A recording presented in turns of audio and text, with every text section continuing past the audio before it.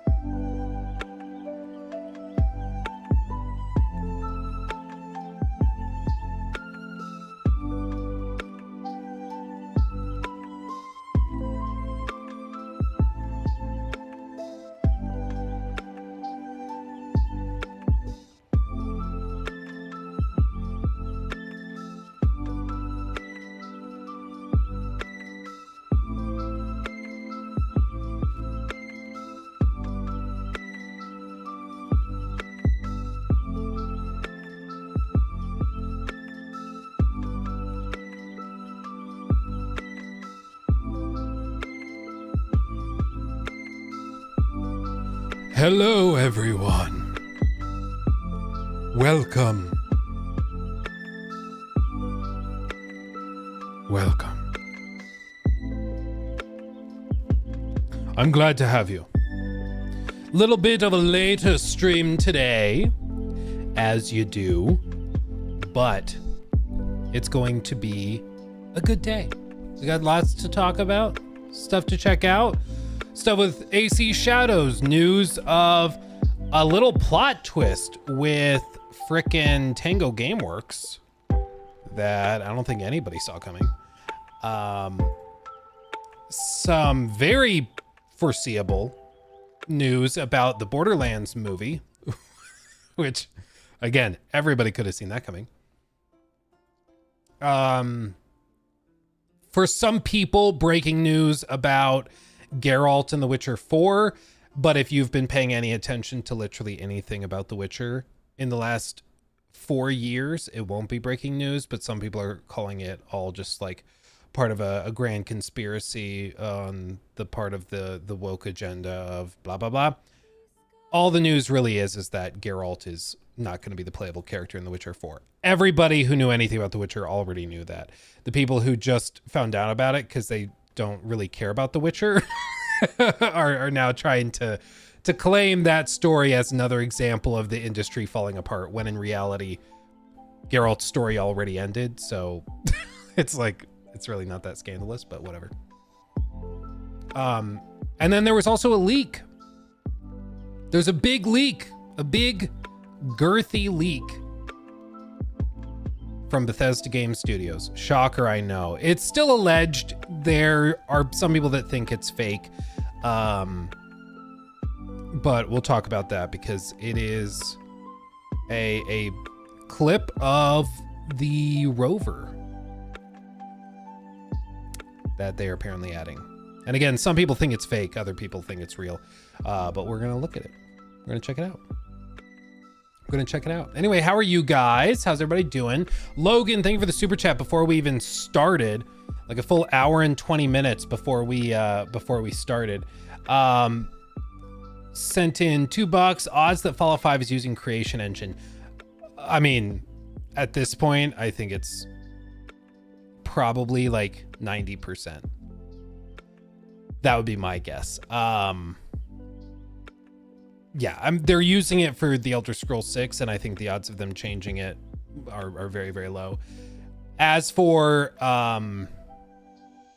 like, I don't know if they'll still call it the Creation Engine. They tried rebranding it with Starfield as the Creation Engine 2, which was one of the stupidest things I've ever heard, but somehow a lot of people bought it. And I've told you guys, I was gonna do like collabs with YouTubers debunking it, being like, hey guys, it's not a new engine. They just put a 2 next to it. It's not a new engine. And I had people drop out of collabs we were planning on doing because they were drinking the Kool-Aid. No, but it's totally new though. Dumb is what that is. Dumb. So anyway. I lost my train of thought. Anyway, Nella, thank you for the super chat. My spiteful heart is happy that the Borderlands film is flopping. I'll never forgive 2K for mishandling Evolve. That game did not deserve its fate. Yeah, it is. I mean, we did look back at it however many weeks or a month or two ago, and interesting game, but also I think it's just one of those games that was never going to be something you play for years on end. The concept just isn't that novel. Maybe back in 2014 it was, but nowadays the idea that like one of you will be the monster and everyone else will hunt the monster, I just don't think it's that crazy of an idea. But then again, a lot of other games have come along taking inspiration from that, so that's probably why it doesn't feel that novel. But regardless, there's that. And then, of course, the way that they monetized it, which I think is what you're alluding to, is what's particularly insane. Like $20 monsters. And it's like, yeah, nobody was going to. Yeah, it's the Fallout thing. Everyone disliked that. Everybody. So there's that. There's also new footage of Stalker some people have looked at. The footage looks way better than what we have seen previous, at least in my opinion. And I don't know if we'll go through it. Come on, just get to some like footage. Yeah. It's like fine. The people who like Stalker are probably gonna think it's just fine. I'm glad they delayed it because what we played in June was really rough. And I'm hoping that it just needed polish, and that's what they're going to be doing to it. So now that it's getting delayed, hopefully the version that they end up releasing is going to be really, really good. But people got so freaking triggered just at us saying, yeah, it was the worst demo we played. Doesn't mean the final product will be the worst game ever. It just means that the demo we played wasn't good. It's not that crazy of a thing to say, but people got mad triggered about it. Woolgruff, that's just a fun name to say. Thank you for the 2. Thank you for the streams, makes my work bearable. Thank you for hanging out with me and for the super chat. Very generous. Appreciate you guys. Okay, should we just talk about stuff? Should we just do that?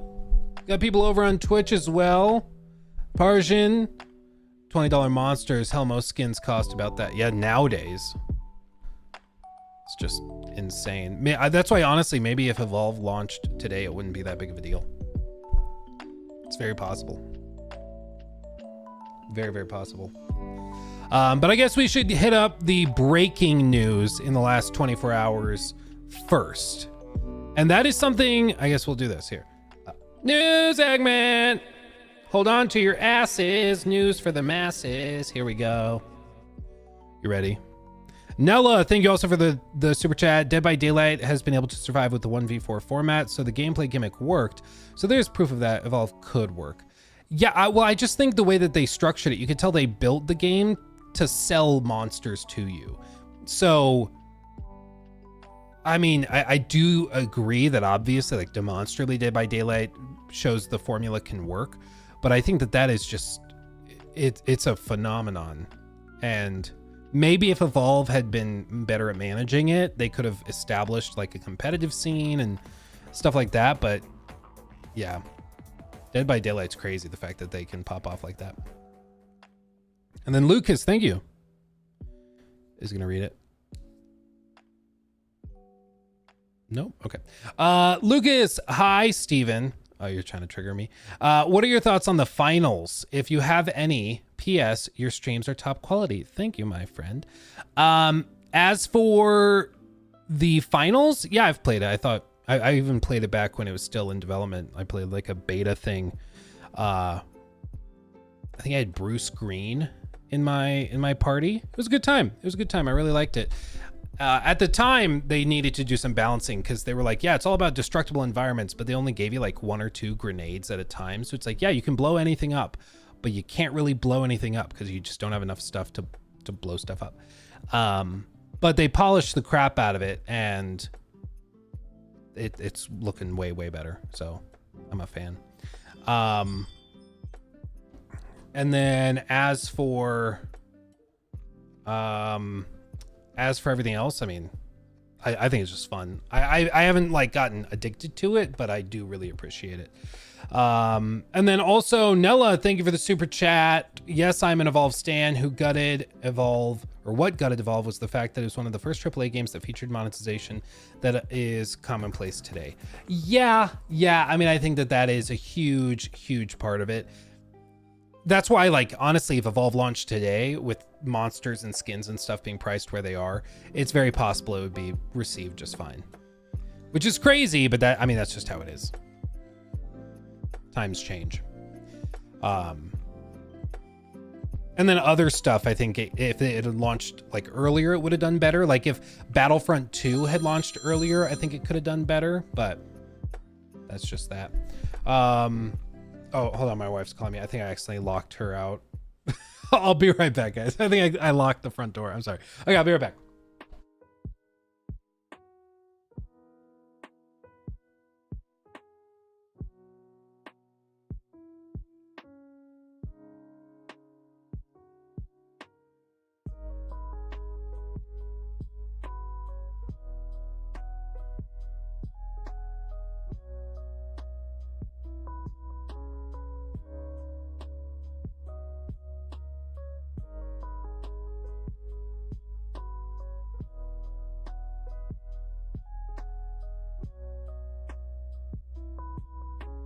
Okay, I'm back.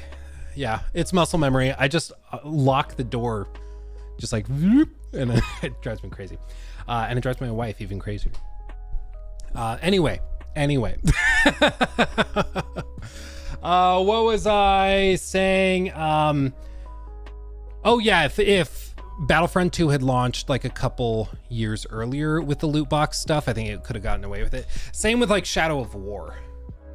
I think you could have gotten away with it too. But those games, I mean, they launched when they did, and then they became like the standard bearers for toxic monetization. It couldn't have happened to a nicer projects, you know? Like, that's just where it is. Okay. Luke's got to rush the side chick out. Oh, the side chick is just Lego sets. I have to hide the Legos from my wife. Brandon Reyes is now a member. Booyah. Just started Kingdom Come and gotta say after the first 2 hours I am so hooked. What are some changes you want to see for the sequel? I'd like to see combat. I'm gonna say streamlined, not simplified, but streamlined, because it's pretty clunky. It takes a while to get figured out. Beyond that, I'd like, you know, the map to be a little bit more expansive, and traversing it to be a little bit more immersive, whether that's more dynamic encounters or more varied dynamic encounters. I think that could be really, really cool. All told, like, really just a next generation evolution of Kingdom Come 2, and I'll be a happy camper. Like, it's a clunky game, and that's just part of it. But if they can remove the clunk, then it's just an amazing game. You know, there's nothing to protest, you know, which I can appreciate. 2 phones, what you carrying? Oh yeah, I have a phone I use for work stuff, and I have a phone I use for personal stuff. It's also good because I like only have X and social media stuff on the work phone. So when I'm not working, I literally don't touch it. It's really good for your mental health. I encourage you guys to try that. Not to like have a separate like 2 phones. Nobody needs 2 phones, but consider like on your phone you carry with you, maybe just uninstall some of that social media stuff. You'll catch yourself for a few days after, like trying to pull up your phone to scroll because your brain is just like, I need stimulation. But like, seriously, try just uninstalling it. Make your life way better. Tell you what. Okay, Boomer. Yeah, dude, for real. I told you guys I'm basically a walking boomer. And then Steven, last one before we get into it, and then I will read all the others that come in after we finish the story, okay? Steven, thank you for the super chat. Getting bored with all these remakes and remasters, finding it harder to stick to games. Where's the fresh IPs like the 360 and PS3 era?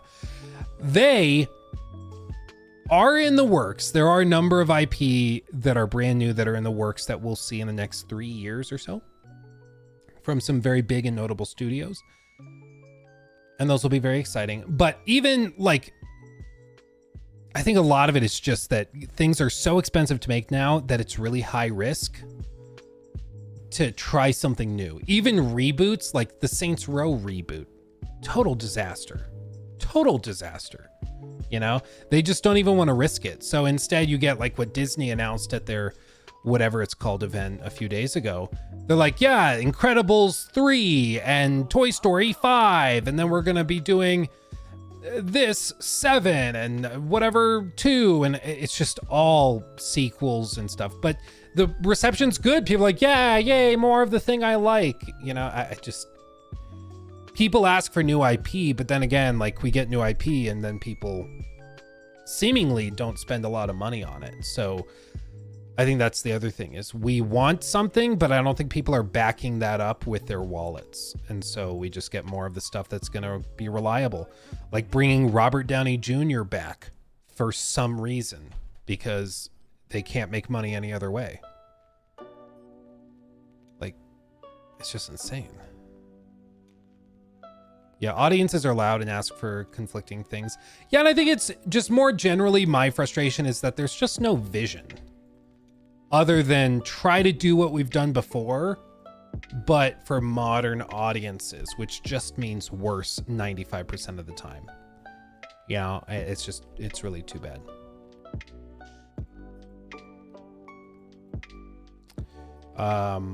Okay, let's talk about this. Okay. News segment for real this time. Okay. I thought this story was a joke or like a parody or something when I first saw it come across my timeline. Turns out, no, it's apparently real. The biggest blunder, I think, in the last 9-ish months from Xbox, which to be fair is maybe not saying a whole lot. Well, even then, I guess you could say Hellblade 2. So strike that. One of the blunders from the last 9 months for Xbox was, in my opinion, the closure of Tango Gameworks. I just don't think it made sense when you took into account everything going on. They made the best reviewed game or like best received game, critically acclaimed game of 2023 for Xbox. Everybody unanimously praised it, thought it was great. It apparently did pretty well on Game Pass. Maybe not printing money or anything, but it did pretty well.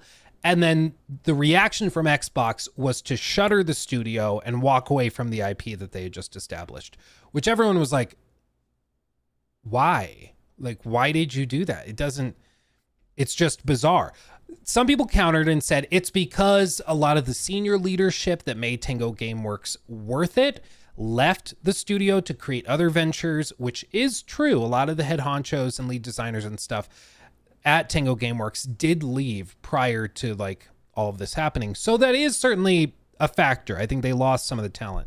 But beyond that, I would argue it just doesn't matter. Like, even if the studio wasn't as good as it's been in the past, I don't think it's a good look for you to go and fire that studio and shut it down, leaving everybody else under the Xbox umbrella to say, well, hell, even if we make the best game of the year for you, we could still be shut down for reasons that aren't clearly defined. Because there still is not a clearly defined reason for why Tango was being shut down. You notice I say was. That's because this has just changed, apparently. You see, South Korean publisher Krafton, who you might recognize from PUBG. They published the Calypso Protocol, of course.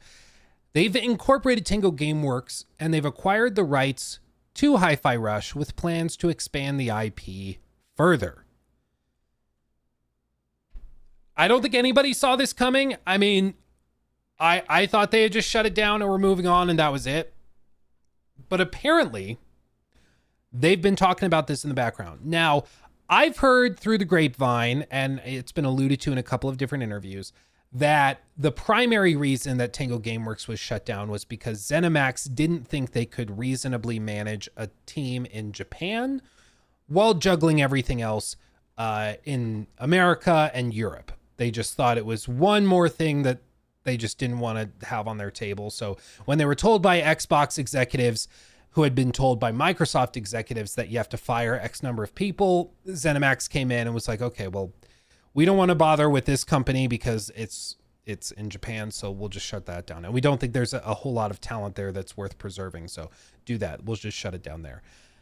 Now we see that there are other people that were interested in it and willing to buy it, and that makes it all the stranger that they announced that it was being closed, but here we are. They've said that they are going to integrate Tango Gameworks and the Hi-Fi Rush IP. It's now going to be under their umbrella, I guess.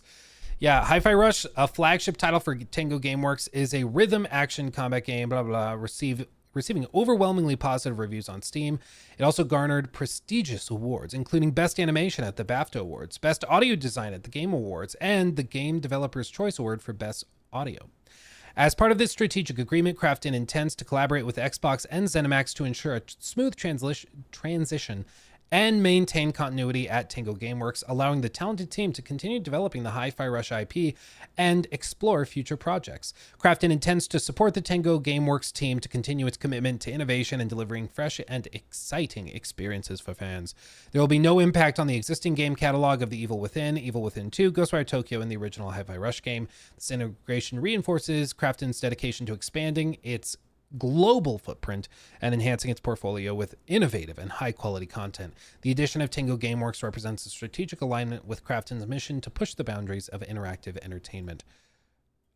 I mean, it's just a slam dunk. I don't know why they didn't do this to begin with, but here we are. At least better late than never. I just hope that a lot of the talent that made Hi-Fi Rush possible didn't quit or go take on other jobs, since they were told that the studio is being shut down like, what, 6 months ago? However long ago it was? Months and months ago.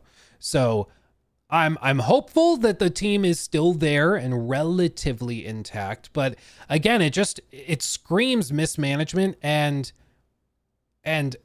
just a chaotic means of approaching this. Like, it's the big problem for Xbox right now is that they have all of these studios under their helm, and yet they just seemingly have no idea what they're doing when it comes to managing them on a day-to-day basis. It's really, frankly, bizarre for a company as big as Microsoft to struggle like this.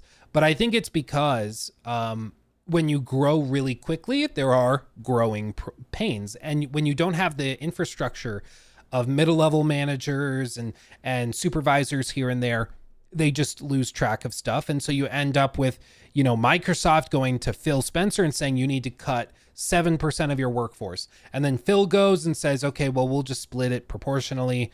So you guys, all these companies, ZeniMax, you need to find 7% of your workforce to cut. So they go in and then like, cut this. And then Phil's like, sounds good. I'm done. I don't have to worry about any of it. And you just end up with stuff that's super, super clunky. Like this. They could have been solved well ahead of time. I mean, they've licensed the IPs, they've acquired them, and so I as far as I can tell, Microsoft probably got some sort of payout for this, for selling the company. Which again, it's like, well, if you could have sold the company, why did you shutter it? Like, if you could get $10 for them, that's $10 more than you would have if you just shuttered them. Some people would be like, well, for tax reasons. Okay, but Tango Gameworks, in the grand scheme of Microsoft's taxes, really not worth that much. I'm going to be real. Yes, I have a diet lemonade. You have permission to be jealous, okay? Oh, it's good for the voice. Good for the voice, I'll tell you what. Let's see, cruise and chat. Xbox can't even capitalize on the one freebie year. PlayStation doesn't have much. Yeah, I mean, their big year is going to be next year. That's going to be Xbox's big push. And it seems like PlayStation will have a couple of things.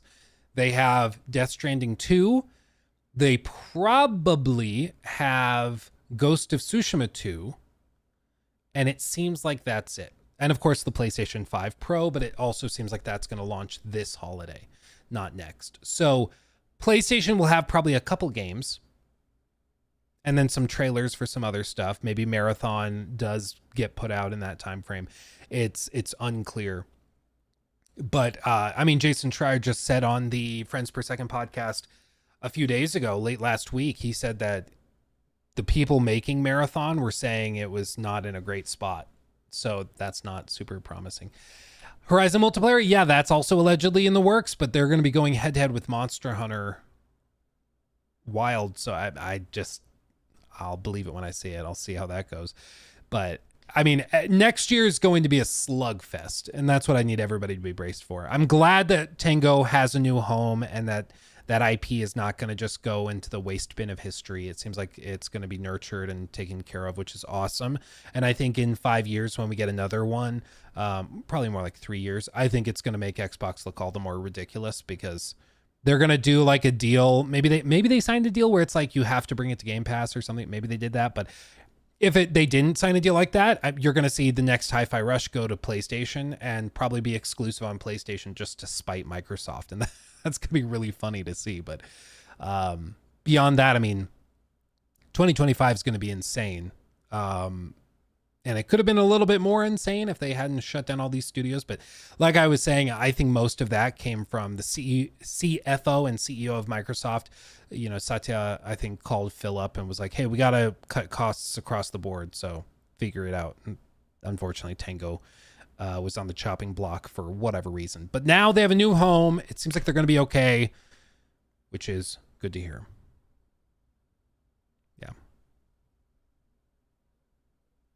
Yeah.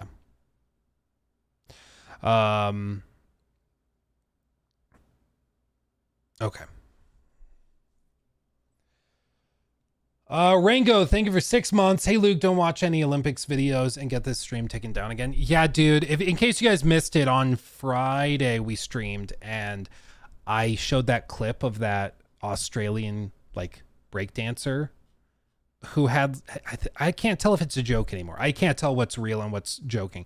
She apparently had a PhD in like cultural movement or something. I don't know if that's even true. It sounds like it could be true, but it also sounds like something somebody would make up if they were trying to make fun of her. You know, I have no idea if it's true or not, but it sounds like it could be, which is almost more funny than if it was just totally made up. And so like we played that clip, and because of that, the whole stream was struck on YouTube and everything. Yeah, you guys are saying you were able to watch it on the VOD. Okay, that's good. Arctur says, not a joke, she has a PhD and can actually break. Yeah, dude, it's crazy. Jay, the keyboard is the Keychron Q6. Keychron Quasar 6. It's not Quasar, but Q like Quasar. Yeah, I mean, it's just, it was unbelievable. I still don't, it was like the definition, and people said this, like it was the definition of lying on your resume, but I think it was more of a prime example of why academics in a field are not usually the best in their field.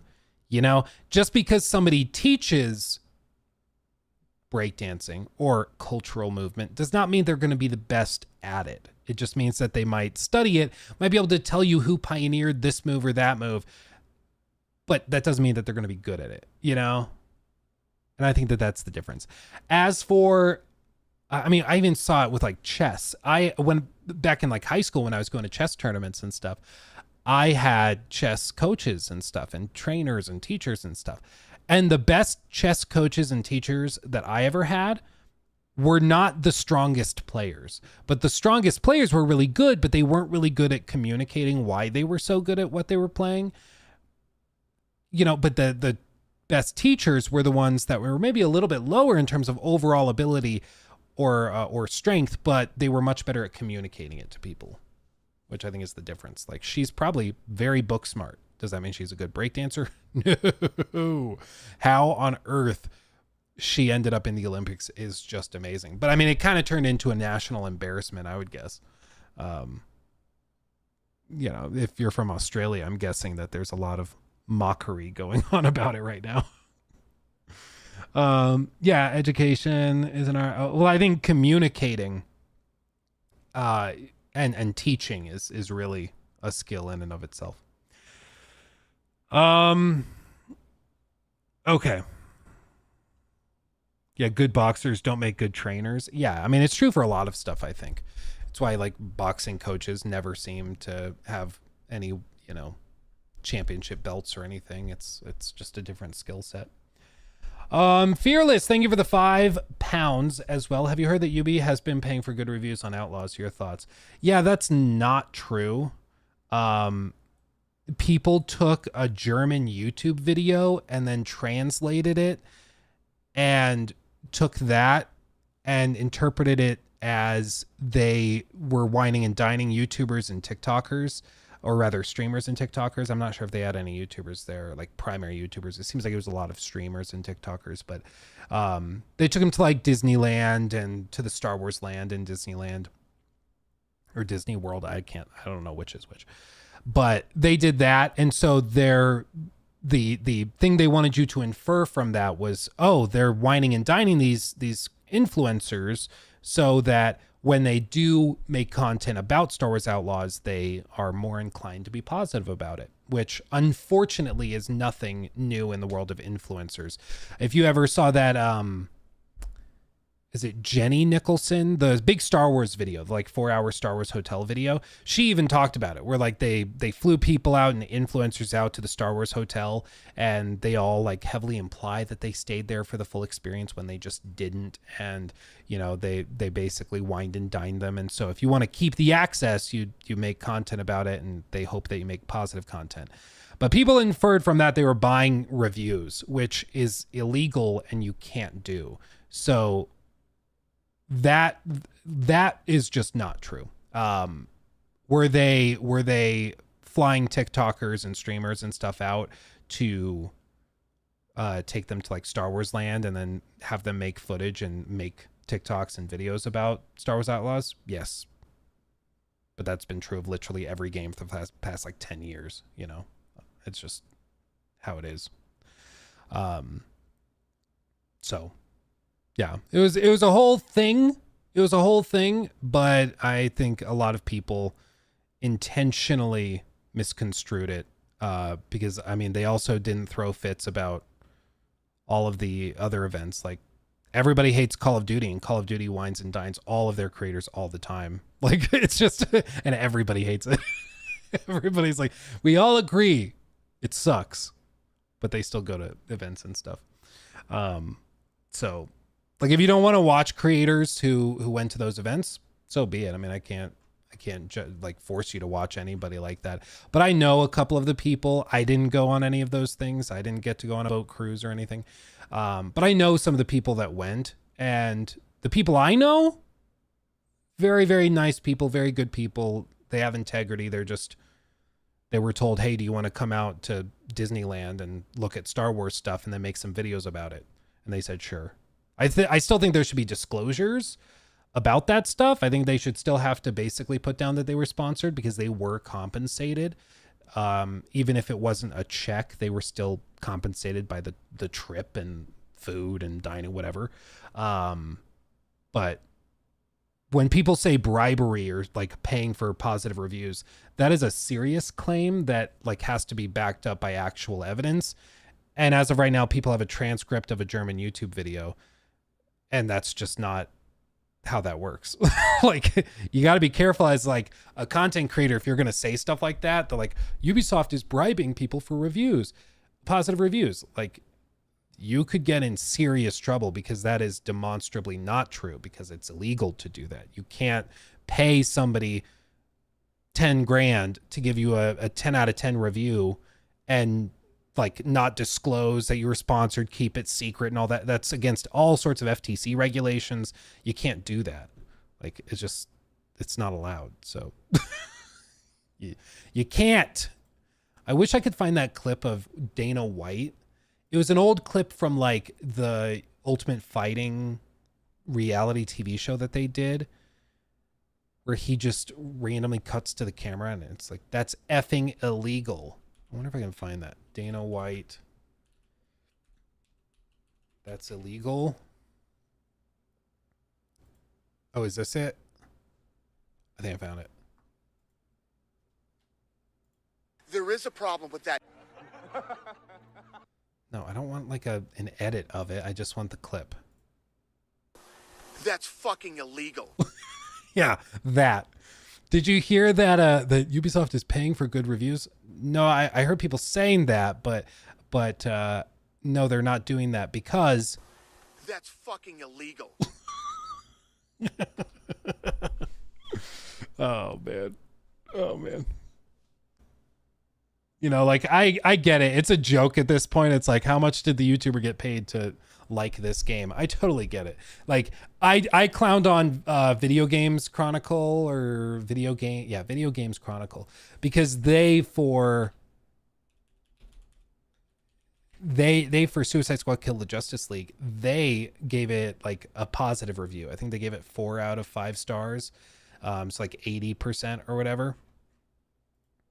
Maybe I can find it. Yeah, here. So like when we see this, we joke like, okay, they liked the game. So we all joke, how much do they pay you for that? Like it's a joke, but I think a lot of people don't realize it's a joke because to actually get paid for a review and not disclose anything is that's fucking illegal. Yeah. I just need that on the soundboard. That's what I need. Hold on. Let's do it. That's fucking illegal. That's fucking illegal. Okay, there we go. Okay, we got it, boys. We got it. Okay, let me catch up on these. But yeah, I will not watch any Olympics videos on this stream.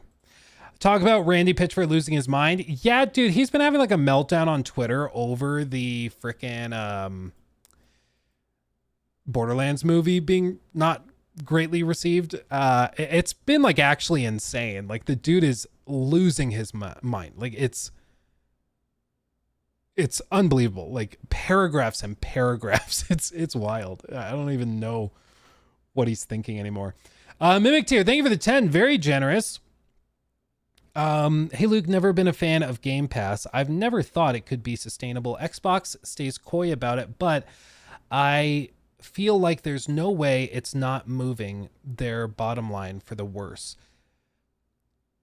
I mean, for them, it's that they get whatever. I think they have 30 million subscribers now. So, I mean, even if we just do 30 million, it's a lot of zeros.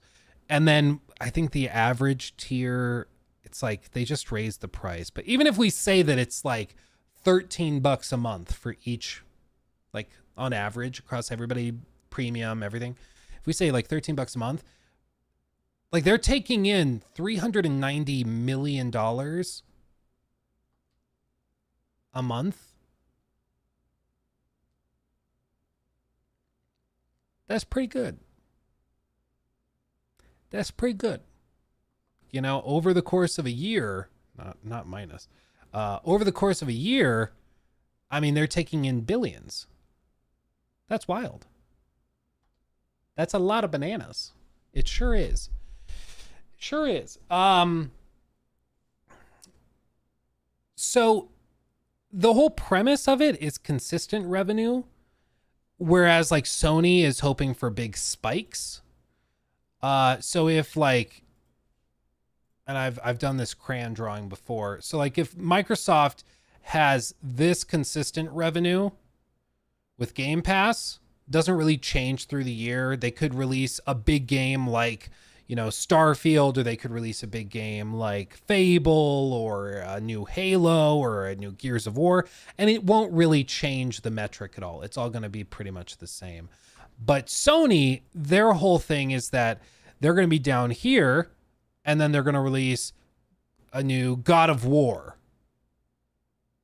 and then sales would drop off. And then they're going to release a new Spider-Man, and it trails off. You know, both are viable, but in terms of what like investors like the most or what's the safest, certainly Xbox's approach of just consistent revenue is good. Now, Xbox doesn't want to stay like that forever. They'd like to have it going like this, where it actually grows, but they haven't really been able to do that yet. It seems like everybody who wants Game Pass has it already. So we'll have to see how they manage that. But I think for Microsoft and for Game Pass, or rather PlayStation, not PlayStation, I can't talk. For Xbox themselves, I think it is a financially very stable way of doing things. But for everybody else, I think that's what was not considered. Like, I think Xbox Game Pass has actually done a lot of damage to AA games and to like indie devs as well, because now everybody who has Game Pass is just accustomed to getting pretty good games included, not for free. It's included in their price. So what happens now when a game launches for like 30, 40 bucks? Everybody says, I'll just wait till it goes on Game Pass. And so the game flops. And then they have to put it on Game Pass out of desperation, you know, and maybe recover some money on it. But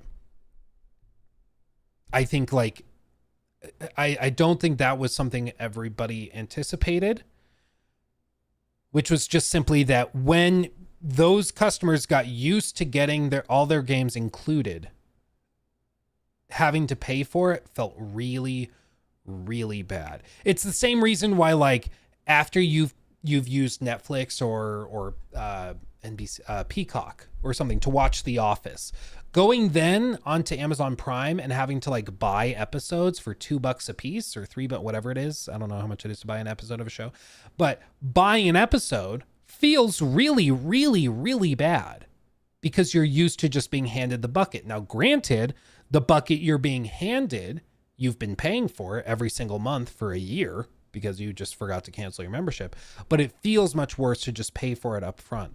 And that's kind of what's happened with the gaming side of things with Game Pass, is that it's gotten people accustomed to getting stuff included in the bucket.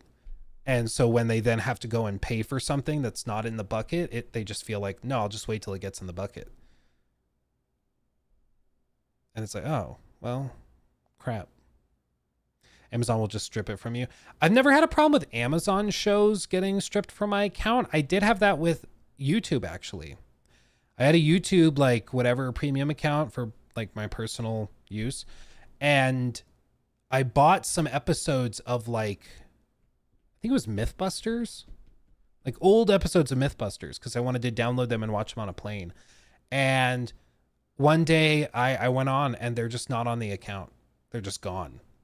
It's the same account, same everything. I verified I still have the receipts and everything. They're just gone. It's really weird. Really, really weird.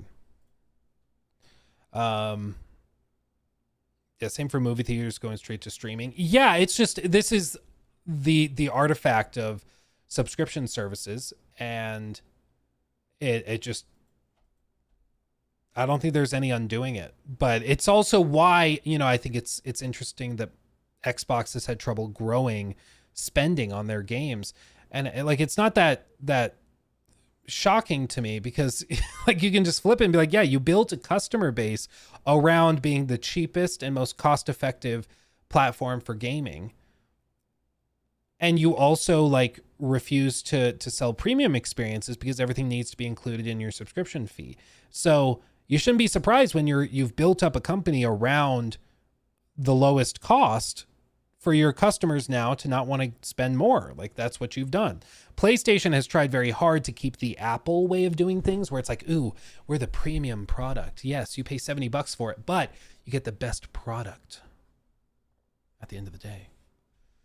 Whether that or not that's true, it doesn't really matter. That's the perception with their customers. I mean, we've even seen it on this channel on streams and stuff, where we've gone to videos and stuff of people defending $70 games that just frankly aren't very good, like Suicide Squad. And people are calling those who don't want to buy it for full price brokies. They're like, oh, you don't want to waste $70? Sucks to suck, you brokey.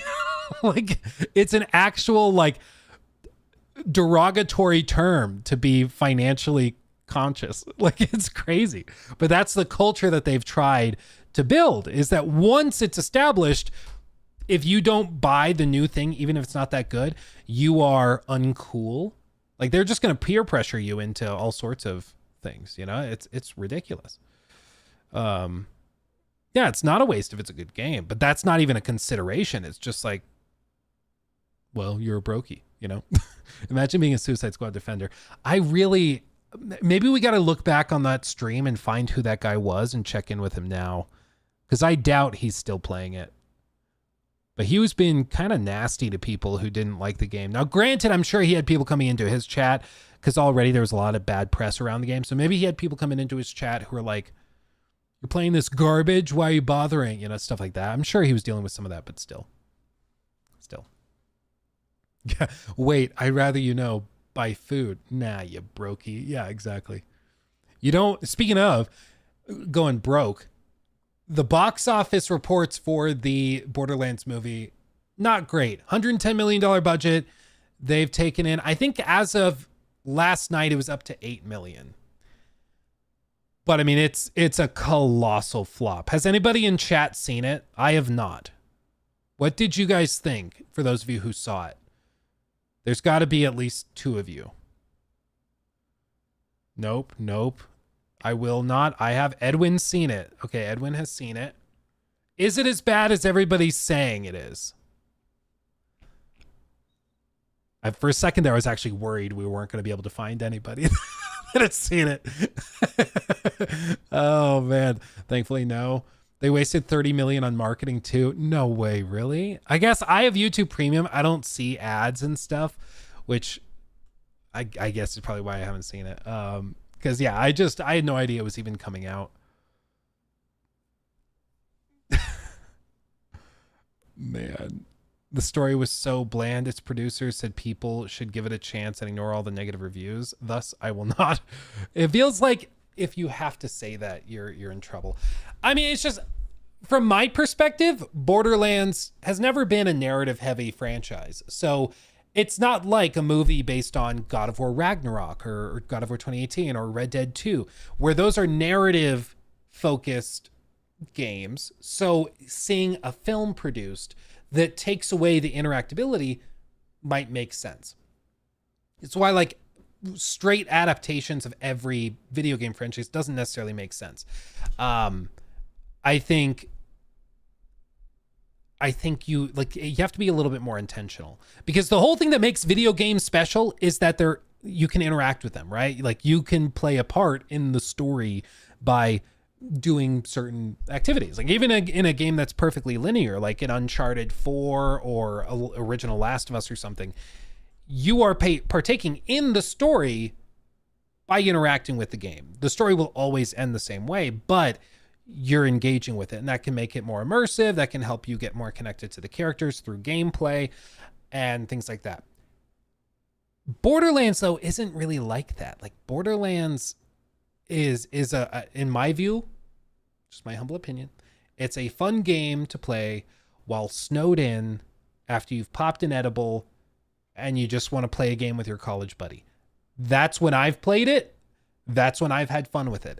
Anytime I've ever tried to, like, sit down and be like, okay, let's get immersed, it just doesn't really work for me. And so from the outset, this was an idea that I just didn't think really made a lot of sense.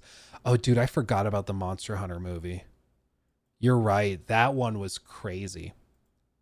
It just didn't really make sense. I was kind of like, why are we doing this? You know, it was just weird.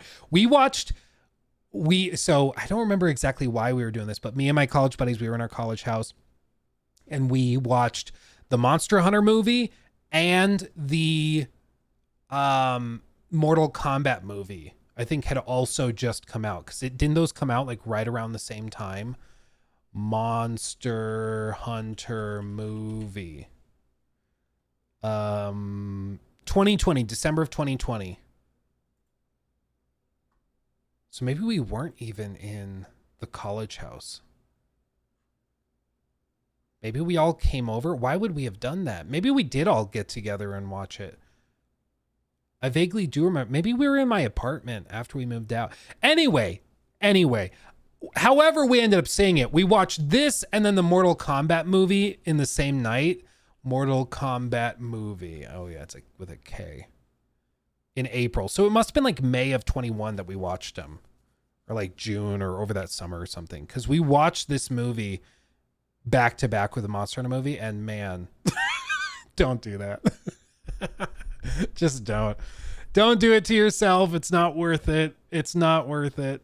They're just like your stereotypical video game adaptation movie. Like, they're just not good, but they're fine. You know, it was just like, okay. But it's one of those movies you watch with your buddies while you're having some drinks and just goofing off. Like, nobody's expecting it to be good, you know?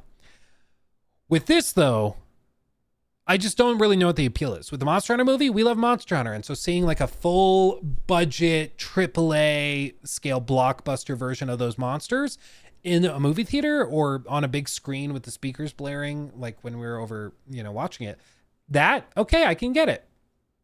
I can get with it. Plus, for us, it was like a $2 Amazon rental on Prime. So it like wasn't that big of a deal to just try it and watch it.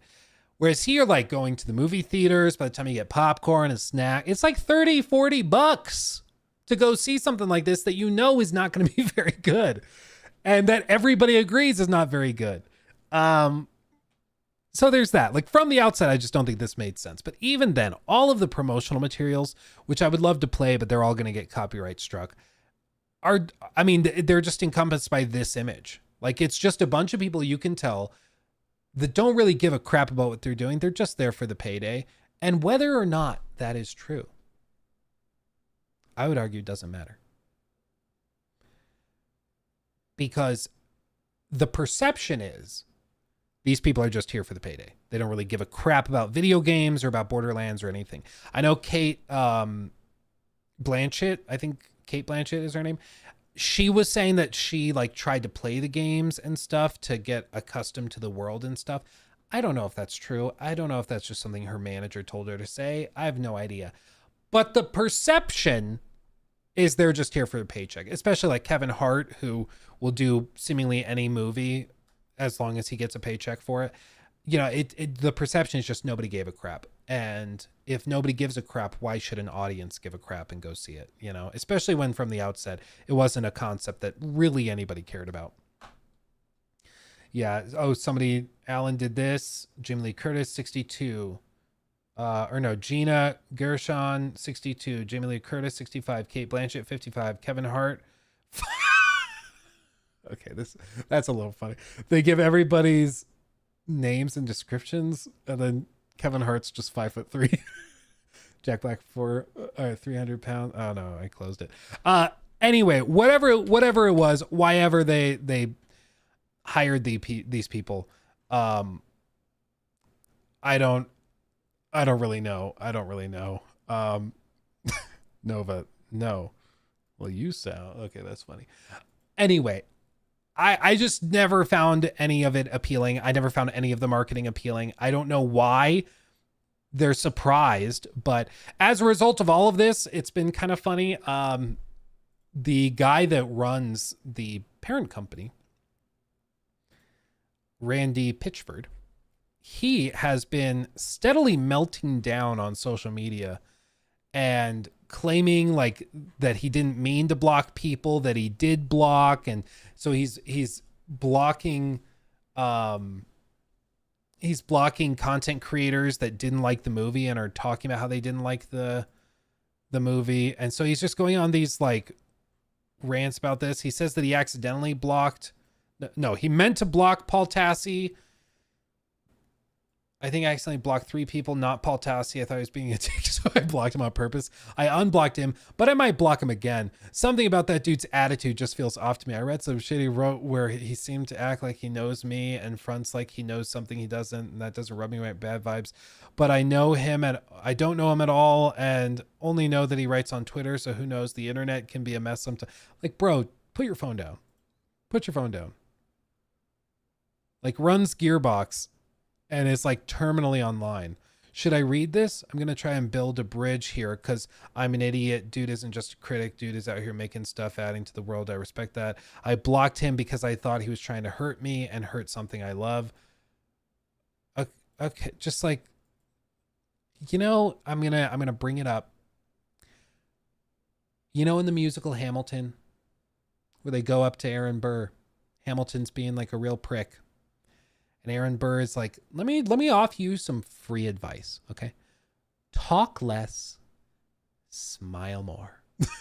It will get you so much farther in life if you just shut up. Like, just with so many of these like terminally online people, you're just like, what? Why?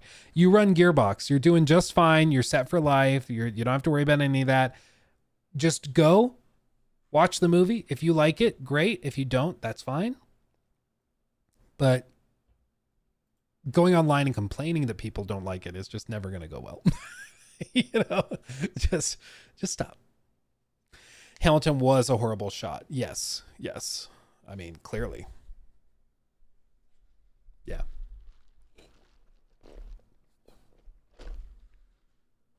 He's older than me too. Why does he sit and stew on social media like it's his life? Some people, it's an actual addiction. Like, they can't put the phone down. They just have to verbalize everything online. I mean, like the one of the best examples is well, it's not important. But there's a lot of people that are terminally online who you would recognize and know, where you're just like, it is 4 a.m. Can we stop? Can we chill? And they just can't. They just have to talk about it. It's ridiculous. Okay, let me catch up on these because I'm falling behind. Nella, thank you for the super chat. Do you think we have reached the end of classic RTS games such as StarCraft 2, Age of Empires, and Supreme Commander?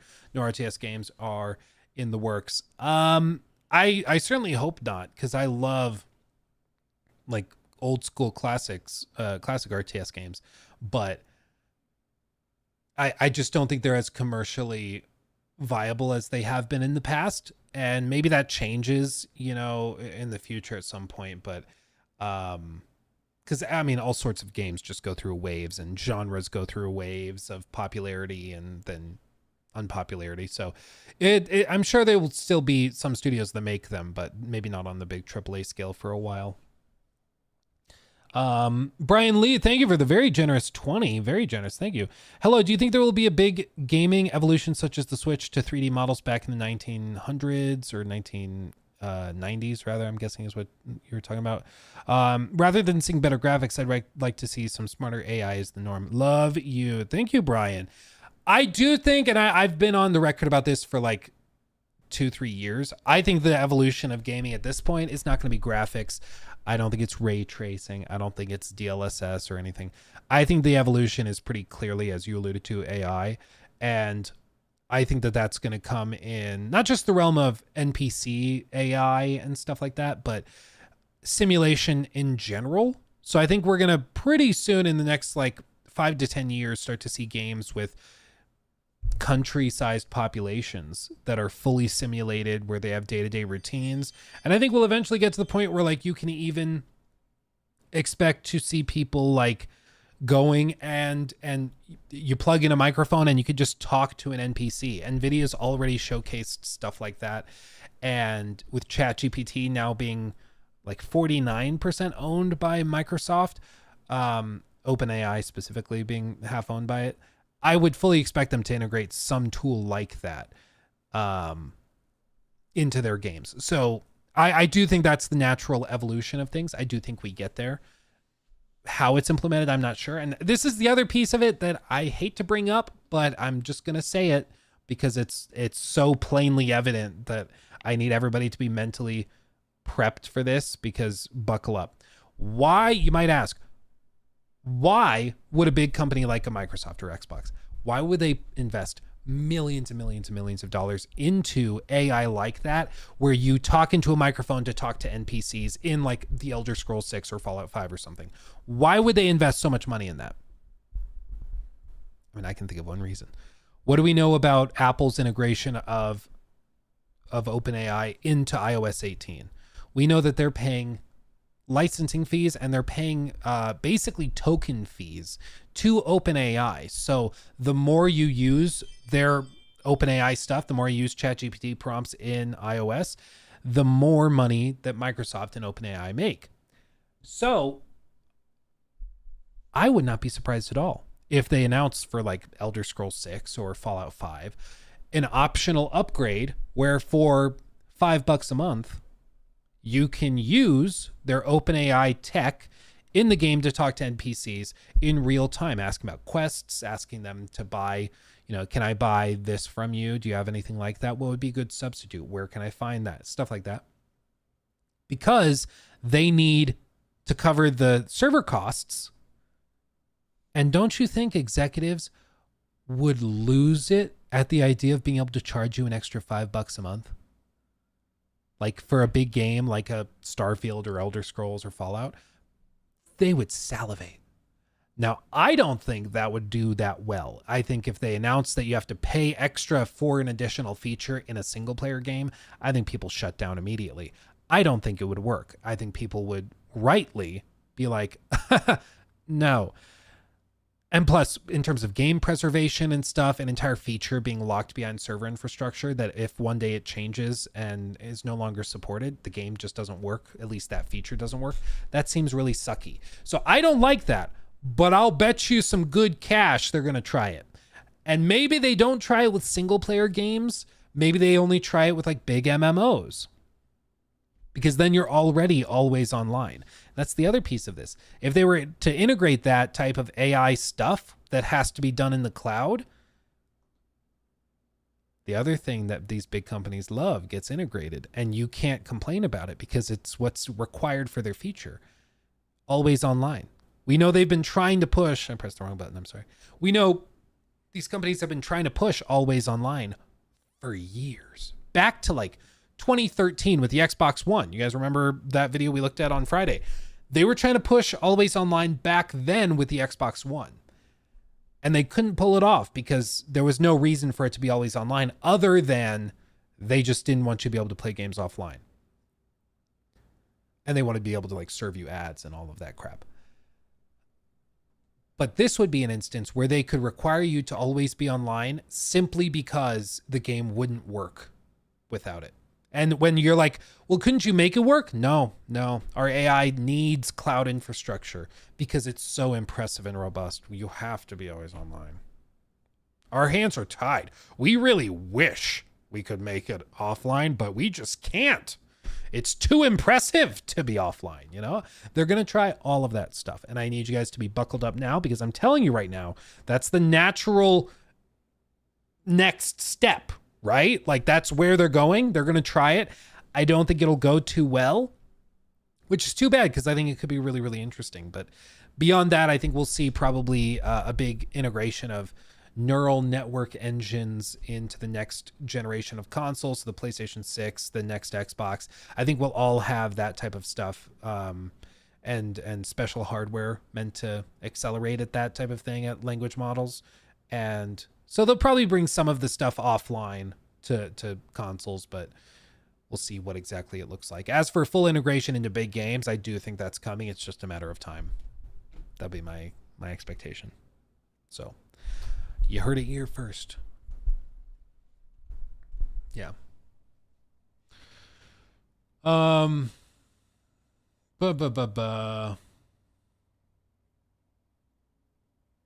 Yeah, to be honest, most games require checking out once in a while. Plus, most discs don't fully have the game on them. Yeah, Eternal, they've done it through sort of a slow burn. They've gotten very, very like incremental with how they integrate this stuff. So they've been slow and steady wins the race with it. They wanted to do always online and they just ended up building everybody's libraries online, getting everybody to buy stuff digitally. And now if you want to play games, you have to log in. You have to be online. It has to check the license to the game, blah, blah, blah. And it's, so they've definitely gotten it to work through a slow burn, but it's a great question, Brian. I do think the next evolution of gaming is going to come from AI improvements, not just individual NPCs, but I think also simulation wise across entire cities, populations and stuff. And I think that'll be really, really cool. But I need everybody to be buckled up because at the same time they're making actual leaps forward with the AI in that way. I think we're also going to see them try to sneak in some other stuff that maybe doesn't need to be there or that could be there, but will require like $5 a month upgrades and upcharges and stuff. And that's going to be really toxic and stupid. So just buckle up. Buckle up, buckaroo, as Steven says in chat. Okay, great question though. Thank you for the 20. Very, very generous. Ranger McCoy. Okay. Thank you for re-upping your membership. Darian, thank you for the 5. Can we cover the Helldivers drama with the community in rapid decline and the game, The First Descendant, as a live service that's on the rise? I haven't checked in on the Descendant. I haven't seen that. But I do have an article on Helldivers 2. So let's talk about that. And then I'll continue catching up on Super Chats, everybody. Okay. I appreciate you guys sending these in. We're just working our way through them slowly but surely. Okay. New segment. Okay.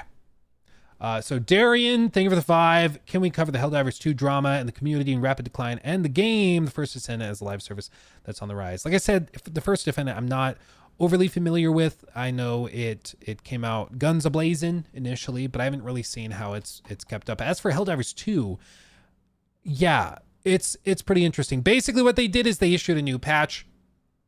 Specifically, they nerfed some of the flamethrowers and stuff that people really liked using. And it's a whole thing. But basically this article from PC Gamer describes it. Let Super Earth burn. Helldivers 2 players are committing treason to protest its latest patch, allowing a tide of bots to creep worryingly close to home. Which honestly is like the best way you could possibly imagine to, like, I guess, express frustration with the company for this. Like, honestly, pretty clever. The latest Helldivers 2 patch has gone down about as smoothly as a glass full of napalm, chiefly due to some nerfs to the flamethrower, which has sparked a full-on wildfire of criticism so bad that the CEO of the studio felt inclined to give a response. One fascinating form of protest, however, appears to be happening in the game itself, thanks to Games Radar for pointing it out. Quote, "Let the bots advance, let Super Earth burn," writes one player on the game subreddit, showing a map of the Galactic War with an automaton front that's coming a little close to Super Earth there, Chief. I need to take a breather, dude. I can't read today. Honestly, if they let them get all the way to Super Earth, that will be pretty freaking funny. If they're like, we're going to just throw the war. It's fine. Whatever. Figure it out. That's pretty funny. Yeah, I never wanted this. I never wanted to unleash my legions. Together we banished the bug tyranny of Meridia, but you betrayed me. You betrayed us all. You stole power from the Helldivers and lied to your citizens. Mankind has only one chance to prosper. If you will not seize it, then I will. So let it be war. From the skies of Super Earth to the galactic realm. Let the seas boil, let the stars fall. Though it takes the last drop of my blood, I will see the galaxy freed once more. And if I cannot save it from your failure, manage democracy, then let the galaxy burn. Now at the outset, is this a little dramatic? A little bit. Is it funny? A lot of it. I think it's funny. Previously, I expressed that I just don't think like nerfs are personally that upsetting to me. I know that some people feel very differently. And honestly, regardless of how you might feel about this individual instance, nerfs just feel bad. Because at the end of the day, people just don't like losing stuff and losing power. It just feels bad. It's true in games like Helldivers. It's true in games like Call of Duty or Overwatch. It's even true in something like Dungeons and Dragons. I'm DMing for a group of friends right now. And it's been a difficult thing because if the party grows to a certain point where like they're so powerful, they're beating encounters they frankly shouldn't be able to beat, I need to level it down and I need to get them either weaker or I need to make the enemies more powerful or something to make combat more fair.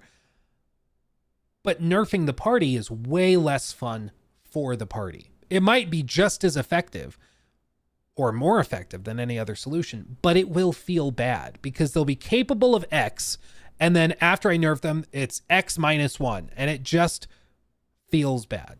You know, it's not fun. And at the end of the day, if the developers of Helldivers 2 are the DMs, whereas I'm the DM for this D&D game, our responsibility is to make sure the actual players are having the most fun possible. And that's going to come with balancing the game, because a game that's like unbalanced is not that fun in the long run. But I think you have to be very tactical with how you do it. It seems like how they've done it this way around pretty evidently by the very vocal group on the Helldivers Reddit and online in general. They have expressed that they're not happy with how they went about this, with nerfs to some of their favorite weapons. The automatons are still 2 and a bit systems away from Super Earth, but they're currently storming Curia, which has a grand total of 1,300 to 1,500 players loyal to Super Earth on it at the time of writing, as per Helldivers.io, is losing the battle at a rate of 1.2% an hour. Man. That's not great. They're getting close. They're getting close.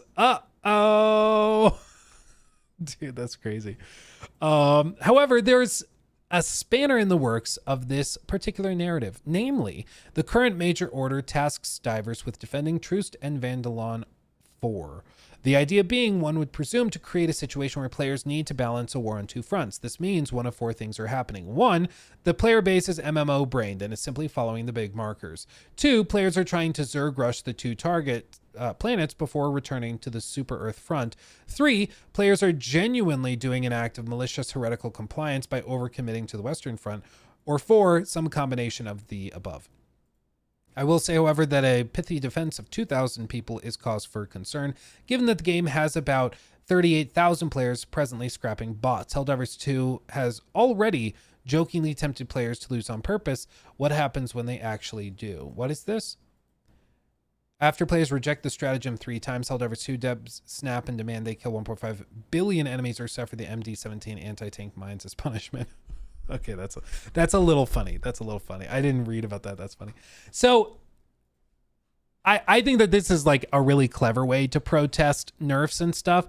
I do think it's a little silly to be like this upset about a flamethrower nerf, but I think it's expressing a genuine feeling that the players have, which is just that we're having fun with the flamers. Why are you nerfing the thing we're having fun with? Like, why? Why can't you just let us have this? Maybe make the enemies a little bit more difficult. Or you have so many difficulty levels, let the flamer be a little OP. And I can understand that. I might think that it's not a big deal. And if I were playing the game, I wouldn't feel the need to like intentionally throw Super Earth to the bots. But it is kind of funny. It is kind of funny. And I'll give him that. And, you know, I think if anything, it's a reminder to everybody that the devs are here to make sure that the players have fun. And I think one of the dangers with any game development studio is that they can get so bogged down in the spreadsheets and the balancing that comes with analyzing the spreadsheet data that they can kind of lose perspective on the broader scale, which is that it's not about making sure that the DPS for every single weapon is within, 1/10 of a percentage point or of this or that stat. It's about making sure people have fun. And if they have fun using a weapon that's maybe a little unbalanced, okay. So long as it's not causing other people not to have fun, that's okay. And, with a game like Helldivers, because it's like PvE, it's just particularly weird to be nerfing stuff like that. I would get it much more if it's like PvP competitive. Like in a game like Overwatch or Call of Duty, if there's a gun like a DMR that's just super, super busted, yeah, you gotta nerf it. You just do. Like you either have to nerf it or you have to heavily buff everybody else and like armor or something. You gotta do something, because if there's like DMR zone again and it's just 2-tapping from halfway across the map with no fall off or anything, that doesn't work. So you gotta fix it in that case. But with PvE stuff, I don't see the big deal. So interesting. Yeah, I don't know. I'm not big into Helldivers 2 anymore. I just kind of reached a point where I was like, I've played a lot and I kind of know what the game has to offer. I'm good. Still love the game. I think it's great. But I'm just not somebody that's going to put 2,000 hours into a game I've already played for 100, 200, 300, whatever it is. I don't know how much I've put into it, but like I'm just not one of those players that will spend thousands of hours into a single game like this. So it's no shade to the devs or anything. I think they did a great job, especially at the outset. I'm just at the end of my runway with the game, and if they introduce a really good patch with a bunch of new enemies or something, I could see going back to it for some fun, but maybe for just 5 to 10 hours. I don't think, it's the thing with live service games. The ones that burn the brightest, the stars that burn the brightest, tend to also fizzle out the fastest. And this was a game that blew up, burned super, super bright, sold a ton of copies, which I'm sure is why Sony's so thankful that they priced it at $40 instead of free to play. But it also means that it's going to fizzle out pretty quickly. And now there's a group of very, very devoted players, and those players pretty evidently don't like seeing their stuff nerfed. So we'll see if they go back on it or something. I'm sure they're balancing it, trying to figure out what the hell they want to do. But yeah, I mean, you can see total players 53,000, still pretty good for a live service game. Automaton forces gaining on the planets. Man, I'd be very interested what happens if they let them take Super Earth. That would be pretty funny. But I guess time will tell. Time will tell. Okay. Rupert, thank you for the super chat, my friend. Thank you for the 5. How can they be losing money? That's enough to fund a AAA game every month. Oh, Microsoft, you mean? Well, or Xbox, rather. For one, I don't know if they're losing money. Have they said that?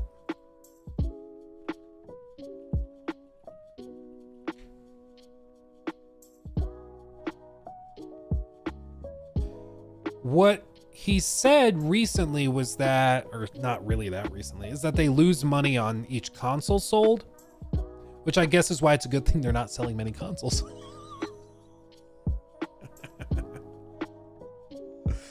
Oh, see, it's a good thing. It's a good thing. It was all part of the plan. Oh, I found a post and I was like, ooh, wow, they're losing how much? No, it's from 2012. Yeah, dude. Xbox's division loses 229 million. Wow. So anyway, I don't know if they're losing money. I know they're not growing as much as they wanted to. I know that it's not like printing money as much as they were hoping, but it's still generating hundreds of millions of dollars a month. So whether they're actually losing or not, I don't think they make those numbers public, but yeah.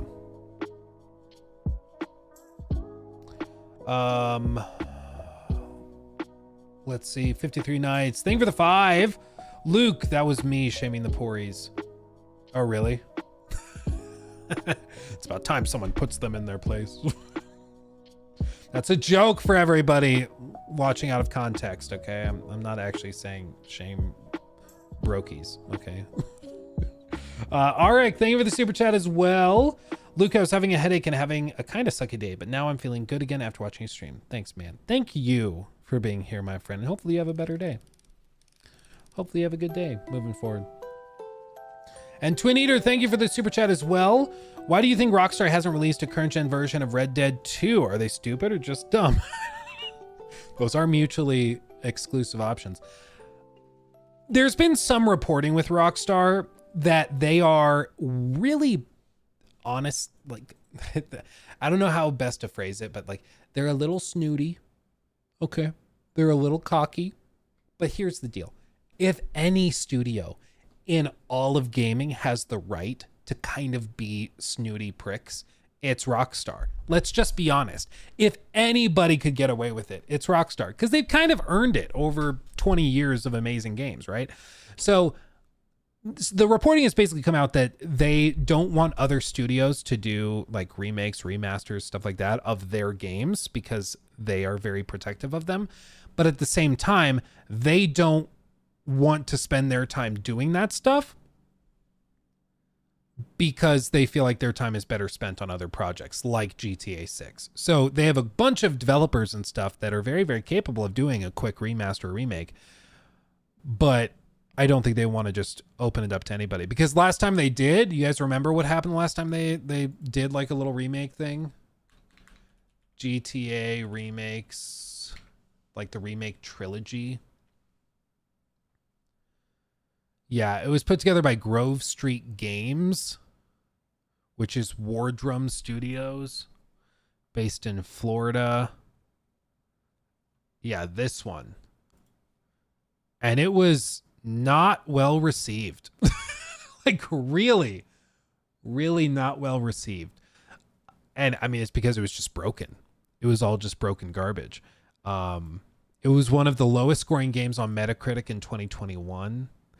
Jordan Midler of Video Games Chronicle described the collection as far from definitive, and Chris Shive of Hardcore Gamer wrote, quote, "These games are all masterpieces and as such disservice."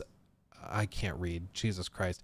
"These games are all masterpieces and as such deserve a better collection than this." GameSpot's Justin Clark was confused as to why Rockstar Games, known for its high quality and detailed games like Red Dead 2, would publish a remaster, quote, "that turns its most iconic games into App Store shovelware." Wow.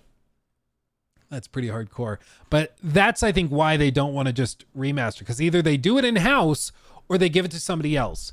Last time they gave it to somebody else, it was an actual disaster. One of the worst rated projects of all of 2021. And they don't really have time to do it themselves. So it's just kind of like at a standstill, you know. And the whole story of Take-Two Interactive and Rockstar in general is that whatever Rockstar wants is what they get. Because Rockstar, they are like the golden goose. You keep the golden goose happy because they keep giving you golden eggs. Like, you don't mess with it. Okay, don't rock the boat. And so for them, if Rockstar executives say we're not gonna endorse any other remakes or remasters, we're just not.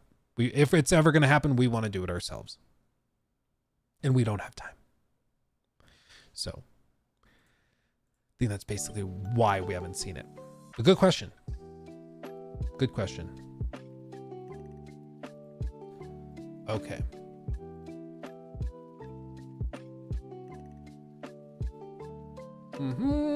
I'd love a golden goose for dinner. I think it would just taste really metallic-y. I don't think it'd be that good. I'm not sure if it would work. Gravy Menace. Hi, Luke. Long-time watcher, first-time chatter. I have a question. What do you think the standard price for a AAA game will be in a few years? The $60 standard has been around for nearly 2 decades with increasing dev costs and inflation. It's insane it's stayed basically the same this whole time.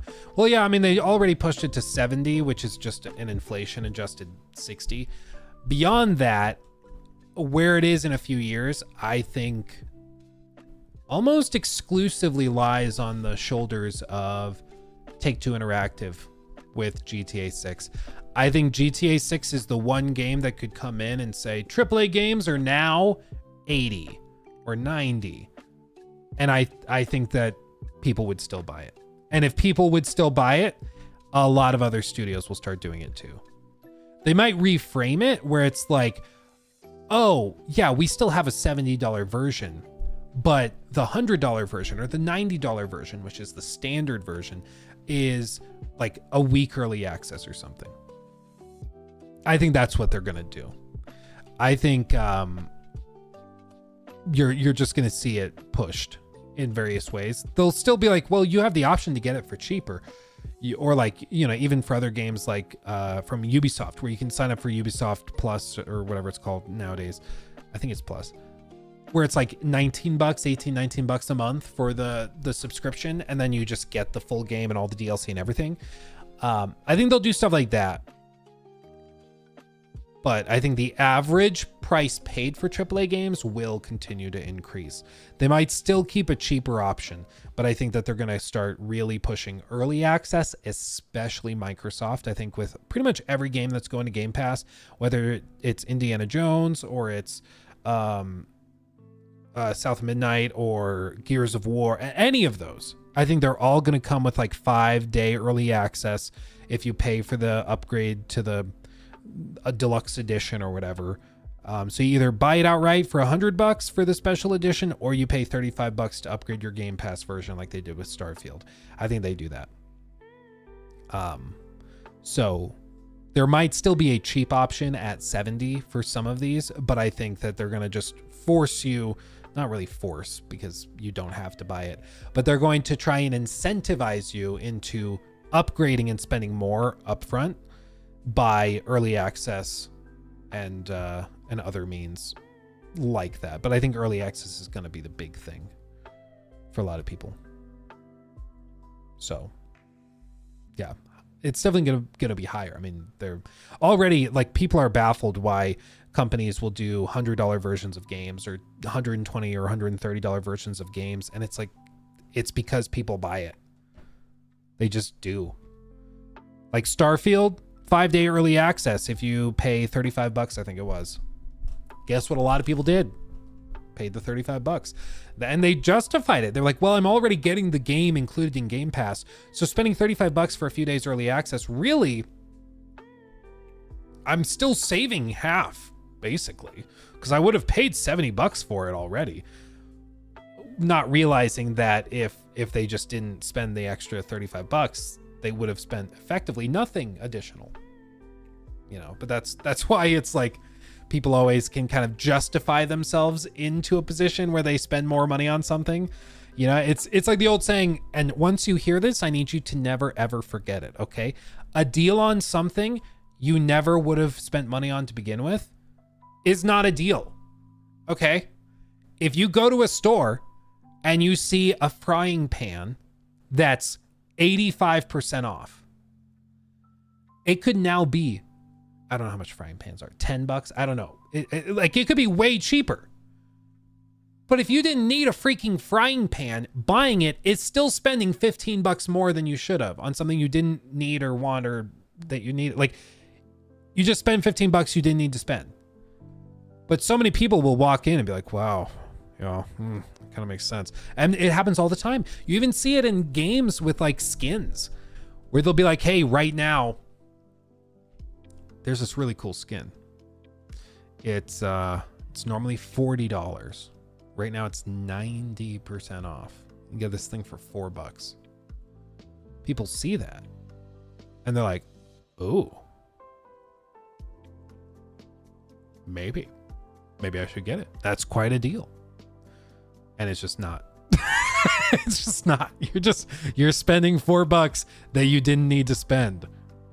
And you got something and you feel like you got a good deal, but that's just human psychology, is that people feel like if they get a deal on something, it's somehow more valuable than if they just didn't buy the stupid thing to begin with. It's why if you just reframe it and you say, okay, if it's not on sale and this just costs $4, would you buy it? Chances are probably no, because you wouldn't have, you know? Anyway, Rocky, good to see you, my friend. Valorant's night market at its finest. Yeah, dude, for real. They're very good at it. A lot of these companies do it. And it's really funny to me that people,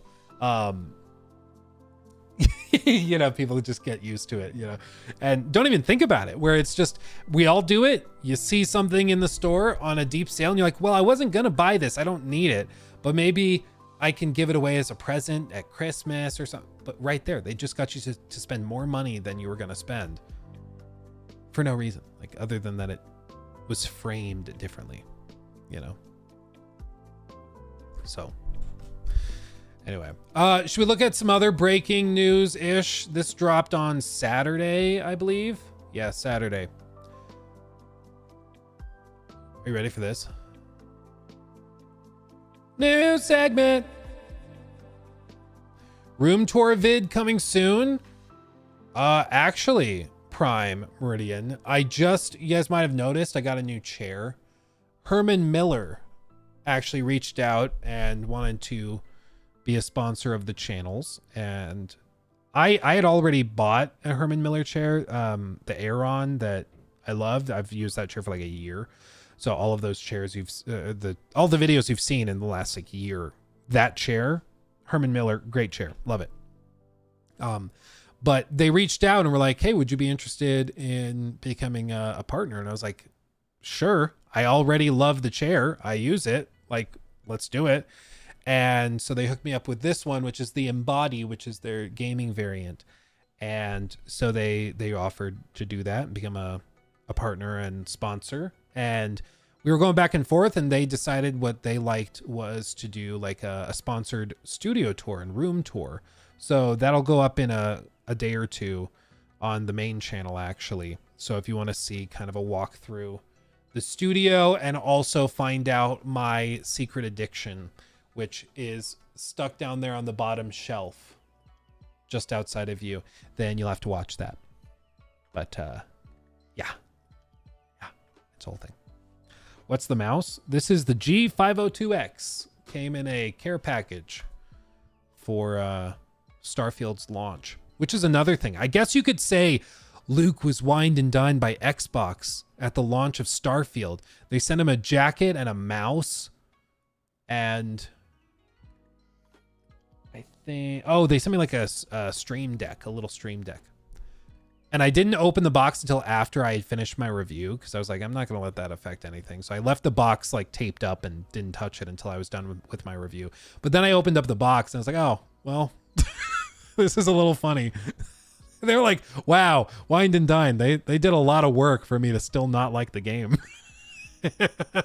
Yeah. It's why the whole assumption that like, oh, they sent something to a YouTuber. Now they're just bought. It's like, nah. Companies have sent me so much crap over the years, and I still am like very clearly, I don't really care. Like Ubisoft sends me the big collector's edition for AC Valhalla. I called it a travesty of open world design. Like I really can't stand that game. Like it drives me up the wall. I know some people like it. I can't stand that game. I just really can't. It's same thing with Starfield. Like they send me a mouse, which is a nice mouse. I'm going to use it. I'm not going to throw the mouse away, but like send me a mouse and then a jacket that makes me look like the Michelin Man. And it's like, cool. Thank you. But it's not going to change any of my opinions on anything. You know, it's just not. So yeah, it's what it is. I know some people maybe are more susceptible to it, but at this point I just have a general policy. I'm like, you can send something, but I'm telling you right now, it will not affect what I say about your game. Like it just won't.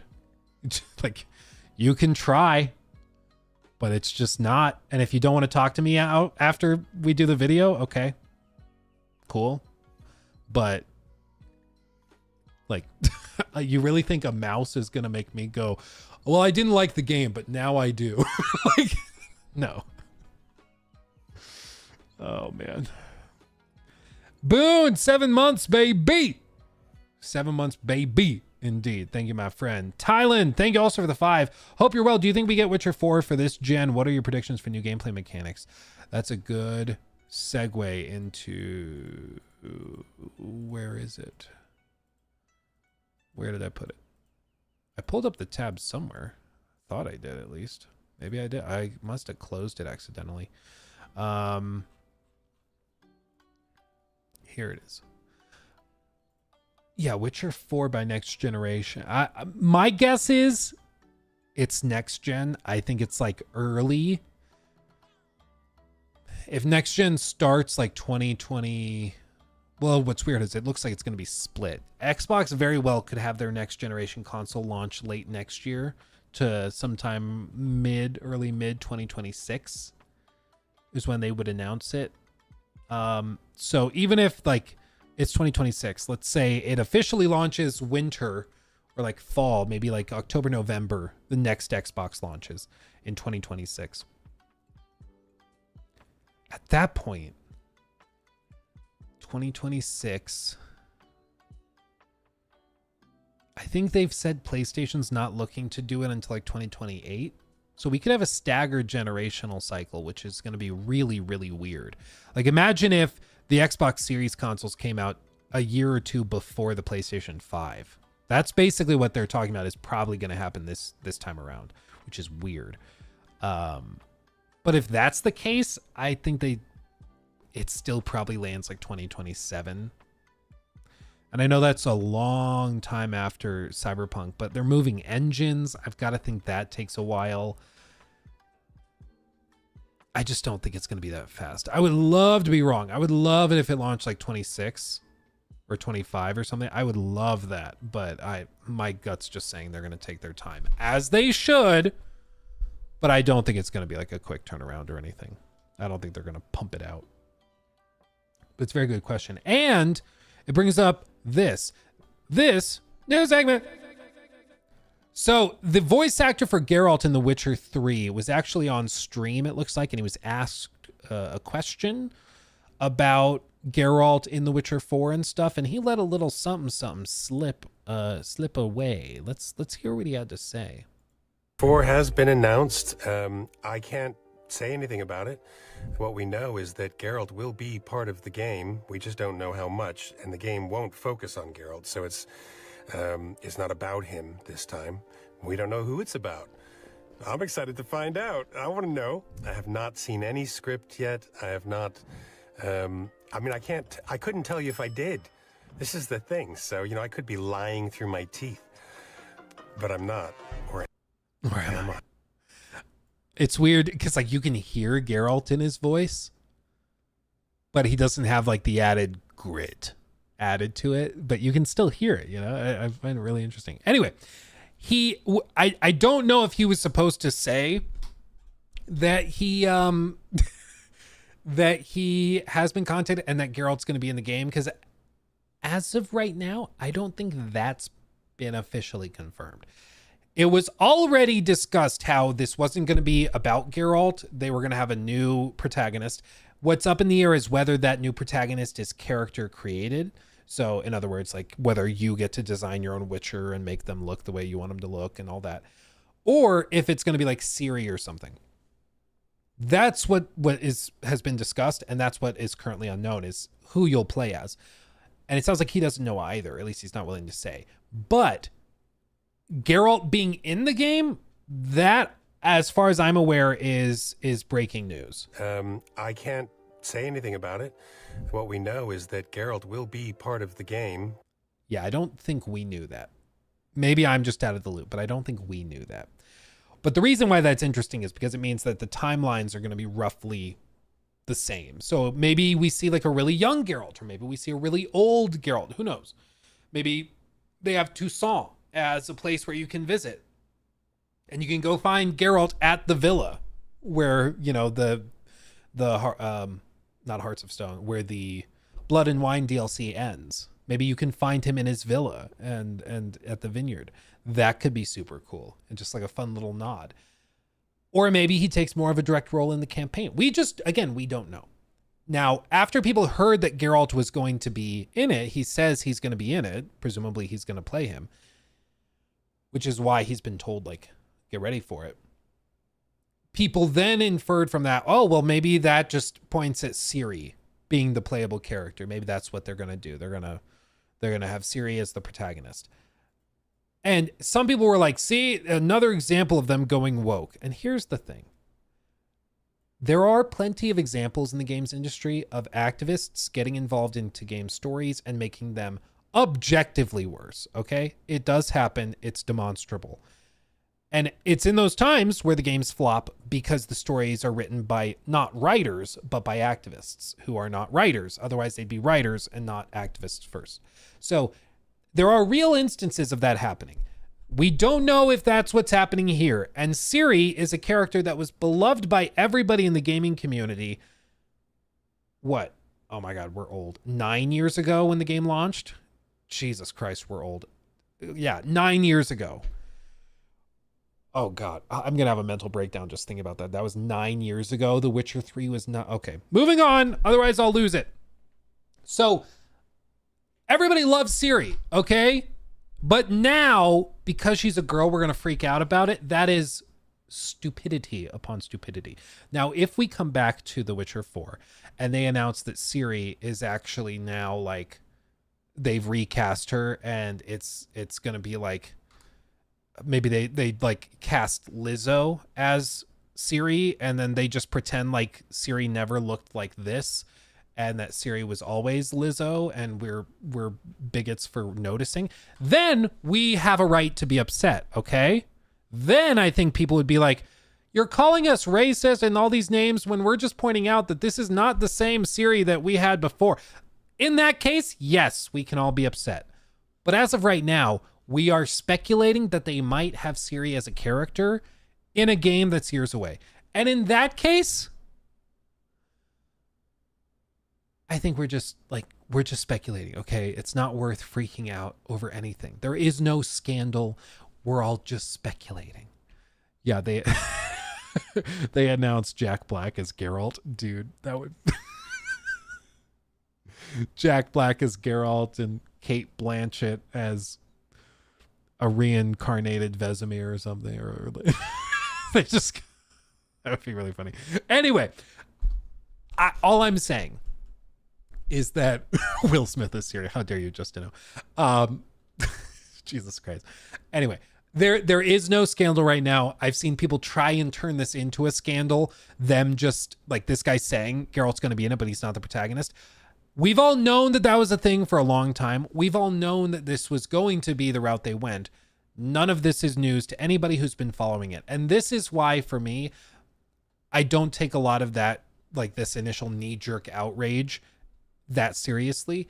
And it's just because people who actually really care about The Witcher have known about the pivot away from Geralt since the end of Blood and Wine. They were very clear 8 years ago, because that was 2016. So 8 years ago when Blood and Wine came out, that was the end of Geralt's story. And that's how it was framed. I mean, that was the end of his story, and it was a good send-off. And so we all knew this. We all knew that the next game was not going to be focused on Geralt. But that's why, like, I don't take it that seriously when these people freak out about it, because it's clear they're not really like the core fans. They're just people looking to get upset about like cultural issues and stuff that are going on in the broader political discourse of the world right now. So I know some people like sent in chats earlier in the stream were like, hey, what do you think about them rewriting The Witcher to have a whatever protagonist? Like, we're speculating about what might happen because a voice actor said he'd return but wouldn't be the star of the show. That's all. There's nothing to be upset about. There's also, to be fair, not really much to be excited about because we literally don't know anything. We just know that they're making it in Unreal Engine 5. And we won't have Geralt as the protagonist. I mean, that's really all we know about it. So there really is not much to go on. You know, it's just, we don't know. It's not even upsetting. It's boring. You mean pivoting away from Geralt as the protagonist? I mean, I don't know if it's boring. I actually really like the idea of a fully customizable Witcher, because I think fully customizable characters with selectable backgrounds in the character creation, I think that worked relatively well in Cyberpunk once they polished everything out. Unique dialogue options, all sorts of stuff like that. Like, imagine if you select your Witcher and you get to choose your background, where your family's from, where you came from, stuff like that. Could be really, really interesting to see how that ties into future like dialogue decisions and stuff. It could be really, really cool. And on the flip side, if they have you play as Ciri, that also brings all sorts of really unique abilities and powers that she has with her blood that a regular Witcher wouldn't have. So there's also advantages to that. So there's just many reasons to be intrigued by it, but getting outraged about it now is just a little silly. In my humble opinion, it's pretty stupid. It's not even a little silly. It's just pretty stupid. But it's at least fun to talk about The Witcher again, because I love The Witcher. So I've actually been playing it a lot because our patrons voted for The Witcher 3 and its DLC to be the next big video we do after this Starfield one we just did.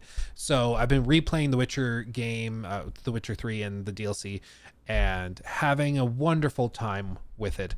And also replaying it with like the next gen version with all the ray trace lighting and reflections and stuff. Dude, it's not a new game, but man, it's silky smooth. It's pretty nice. It's pretty nice. Anyway, I remember, so TJ, it's funny you say that. I'm sure this is a crazy take to most, but I could never get into The Witcher. I never found it fun or interesting. A lot of people had problems with the combat, and a lot of people I remember had a huge problem with the amount of cutscenes in The Witcher. people thought that The Witcher was basically a cutscene simulator and didn't like how conversations could go on for 5 minutes, 10 minutes at a time. And they freaked out about it. Part of it, I think, is because the pacing of The Witcher 3, honestly, especially subsequent run-throughs, not that great. Like, it's very dialogue heavy at the front, not as much interaction as you would have expected, and they take a while to open up the world to you. And I really think for the next game they need to push monster contracts more. You're playing a Witcher, like that should be one of the main activities, and they are in The Witcher 3, but it feels like most of your time is spent walking around talking to people or going to big cities chasing Ciri down. And I get why in the context of the Witcher 3 story, but I think those monster fights are what are really, really fun about being a Witcher. And they're not as frequent in The Witcher 3 as you would have expected, at least going back through it again. So I think that could be something that's tweaked and improved, but especially because you could take all sorts of nods from like Monster Hunter games, and you could take nods where it's like, yeah, it's a griffin, but this is like an elder griffin, or this is like another contract. And you could go to the notice board and there's dynamically posted contracts for griffins, and sometimes it's gonna be a bigger one, sometimes smaller, sometimes it's gonna be male, sometimes female, but you're going and you're hunting them, and it's like, you know, a 45-minute to an hour hunt to find it. I think that could be super, super cool, instead of just being like one thing, you know. It's like, oh, you did the contract for the Kikimora, you know. It's like, I kind of wish there were more. Anyway, let's talk about this one now. Well, let me catch up on these real quick. Let's see. Zelgon, thank you for the 5. Hey Luke, love your streams. Been watching for a couple months now. It's been making me want to try making content like you. How did you start? I started making really, really cringy videos, and I still basically just do that. But I just started making stuff, talking about games and sharing my thoughts on them, and that's about it. I mean, practicing a lot of video editing and all that. And that's just what it takes. Like, if you want to be a content creator, you have to create content. I know that sounds just like a truism or a profundity, but it is true. Like, I can't even tell you how many people send me emails or something and are like, I want to make videos and I want to be a streamer and I want to be a content creator. And then I ask them, what have you made? And they haven't ever made anything. It's like, okay, we'll start making stuff. It's really not that complicated. You just have to start making it and start putting it out. And the first 50 videos you make, you're going to look back on and cringe your ass off. But you just got to do it. You just got to do it. Yeah, exactly, Ark. Just do it. Make your dreams come true. Yesterday you said tomorrow, so just do it. I need to get that added to the soundboard. But it's true. Like, so many people just do that, man. Like, you just got to do it. Just do it. So that's my advice. Just start. Doesn't matter if you have the best mic. Doesn't matter if you have the best computer. Doesn't matter if you have the best gameplay footage or anything. A lot of people will go and watch YouTubers with worse camera and mic quality specifically because they like the idea of helping, like, the little guy. So embrace it. Just get out there and start making stuff.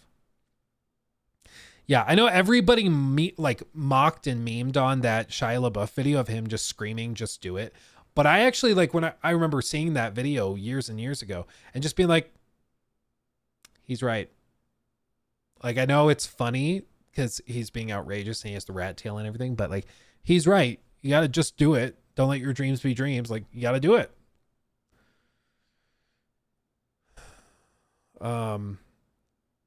Yeah. Just do it. Be unburdened by what has been. Dude, that's the crossover we need. Jesus Christ. That would be funny. Caleb, thank you for the 1 month re-upping of your membership. What kind of launch do you think Xbox needs for next gen to be successful? Personally, I think Fable, Gears, and Halo to go into nostalgia. Yeah, I think they have to have those big games. And I think they have to definitively be the most powerful console. And for the love of God, they cannot have another Series S situation where they lose out on big multi-platform games. It happened with freaking Baldur's Gate. It's going to happen again with Black Myth Wukong. They cannot do this. I understand why after the Xbox One, where they were $100 more expensive than the PS4, they just didn't want to be outpriced. So they released a $500 console and a $300 console. That reportedly they still lose money on every single one sold because they're priced so aggressively. And so, like, at that point, okay, well, get rid of the Series S. I know a lot of people use them. I get it. But it is objectively holding back the rest of the industry. It just is. It's like a powerful Xbox One X. That's basically what it's been compared to by people way smarter than me. And in that case, like, you shouldn't be surprised that all the games that are multi-platform that run on the Series S kind of look like 2019 games with some bells and whistles added. Like, we're about to talk about the new footage for Assassin's Creed Shadows. And one of my frustrations with this game in general is just that it looks in many ways like a game from 4 or 5 years ago that's got some added bells and whistles. Kind of looks like a next gen update for a game from 4 or 5 years ago. And that's because it has to run on consoles, including one that was basically bog standard back in like late 2019. A good, strong console for 2019, late 2019. But certainly not cutting edge. And it's why I don't know if the right term is like resentment, but like, I literally have a Series S there. That's a Series S because I have no reason to use it. I have nothing against it other than that it's held back an entire generation and hundreds of games. It's a cool product. It's a great price point. If I were in high school, I'd probably have this. This would be the one I would have. All of that is true. It doesn't change the fact that it has basically done nothing for the industry. If anything, it's held it back. So I get why they did this, but I think it was a fairly selfish product to put together, in my opinion. They shouldn't be developing around it, though. Well, yeah, they shouldn't. But when they don't, you end up with games like Baldur's Gate on console, which can't run on the Series S with all of its features, or Black Myth Wukong, which is just developed to be a powerhouse visually, and it can't even run on that. So it's just not releasing on the Xbox.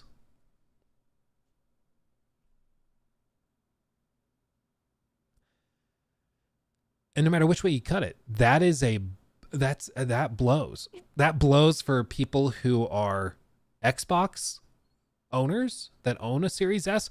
Now they were promised they'd get all the big multi-platform games, but now they aren't because of that.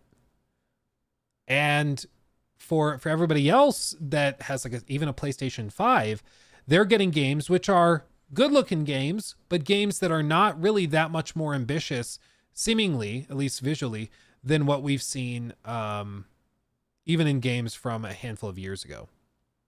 Now, I guess that leads us into this, and we can talk about it. I do think they are doing some stuff here that is even an improvement over what we saw for the game back in June. So this does look like an upgrade over what we've already seen, but yeah, I have complicated feelings with it. Let me see if there's like a better bitrate version. Videos from Ubisoft. No. Maybe there isn't. Maybe that's all the footage there is. It's just the clip from YouTube. Okay, let's talk about this. Great question, TJ. Thank you for the 2. Have you seen... Oh, I gotta do this. New segment! If I don't do that, Jacob doesn't know where the new segment is, so I have to do that. I'm sure Jacob appreciates your patience. TJ, thank you for the super chat. Have you seen the new AC Shadows Parkour? Thoughts? Ooh, I've seen it, and I do have some thoughts. Buckle up, buckaroo. Here we go. They tweeted out today, actually, 10 a.m. It's a good time. This little video, and it is basically just a little bitty highlight reel, 35 seconds long, showing some footage of Nawe using her new parkour systems. Yeah. Right, blame Jacob. Yep. I have to do it this way, otherwise Jacob won't know. It's just how it's how it has to be, everybody. I'm sorry. So I'll just let it play and then we'll talk about it. Okay, can I loop it? No, I can't. Okay, but this is what we're seeing. We can see new animations have been added. There are some new things that she's doing that we'll kind of go through individually here in a couple seconds once this runs out. But knee-jerk reactions are that parts of it look really smooth. I think the front flips look really good. But there is sort of a stop and go pace to it that I'm sure feels fine in the hand, because looking at gameplay versus controlling it is always fundamentally different. Something can look really smooth on screen in a captured clip, and then in your hand it just feels chaotic, or it feels like you're not even doing anything yourself.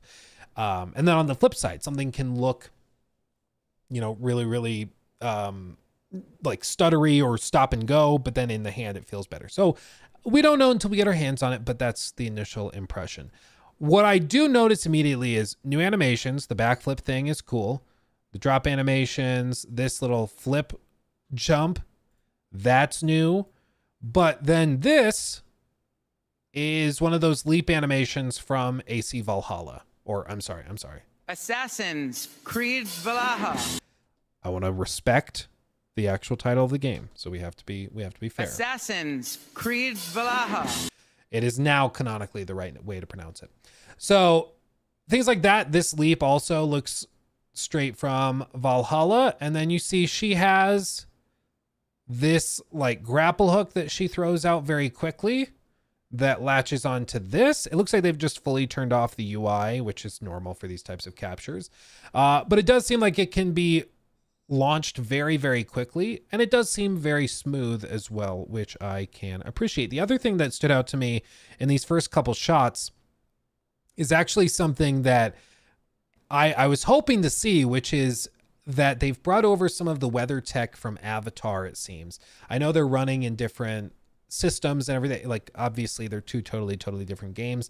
And the tech is different. I believe they're running on totally separate engines, but I could be mistaken about that. But I believe I forget the name of the acronym or whatever that they use for the Assassin's Creed engine. I think it's Anvil, maybe. Is that right? Anvil? That sounds right to me. Anyway, they've brought over a lot of the weather tech that they've used over there. And all that really means is that all of the trees and bushes and stuff blow in the same direction as the wind. It's a small touch, and it's tough to tell with this bitrate being so god-awful low. For real, Elon, the one thing you got to work on, bro. I know you got other stuff going on, but like for real, the bitrate on X video is woof, buzz your girlfriend. It's just not the best. And I don't know why they didn't post this footage elsewhere, but I can't find it on YouTube in a better quality. So anyway, the trees, all the foliage is moving and seems very alive, which is refreshing, because if you go back to a game like Valhalla, it was all very static and didn't really shift much. But we see that. Other than that, we also notice a lot of haze particle effects and sort of this, I don't know if it's just fog or if there's like a storm blowing through, which is leading to the visibility being lower, farther away from the camera out here. But it does seem like they have some really nice gradations of lighting and distance, and level of detail in the distance seems nice. But again, it's really low bit rate, so it's kind of hard to tell. Beyond that, what's the bit rate on X videos? It's got to be single digits. I don't even know. Beyond that, you can see jumping down here. What I mean by the start and stop, just in case, because I saw somebody in chat mention that. What I mean by that is like, this is nice. She runs at full speed to the edge and leaps and does the flip without slowing down. When she lands, there is a bit of a slowdown as she picks up her speed again and then does the thing here. But you notice here, there's a like animation shift where it slows down again. And then we get the little jump, which is the Valhalla leap, or at least a slightly reworked version of the Valhalla leap. So there's just a melding of a bunch of different little animations Some of them new, like that flip is brand new and looks pretty good.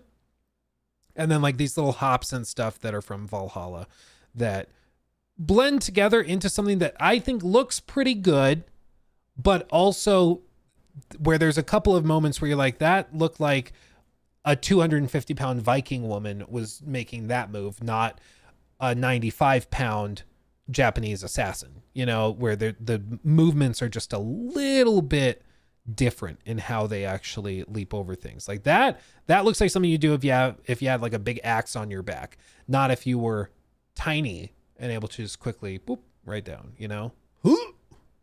So there's just a couple of little things that stand out where you can tell that it's the melding of a couple of different things. And to be clear, I don't think that they should necessarily have to recapture everything.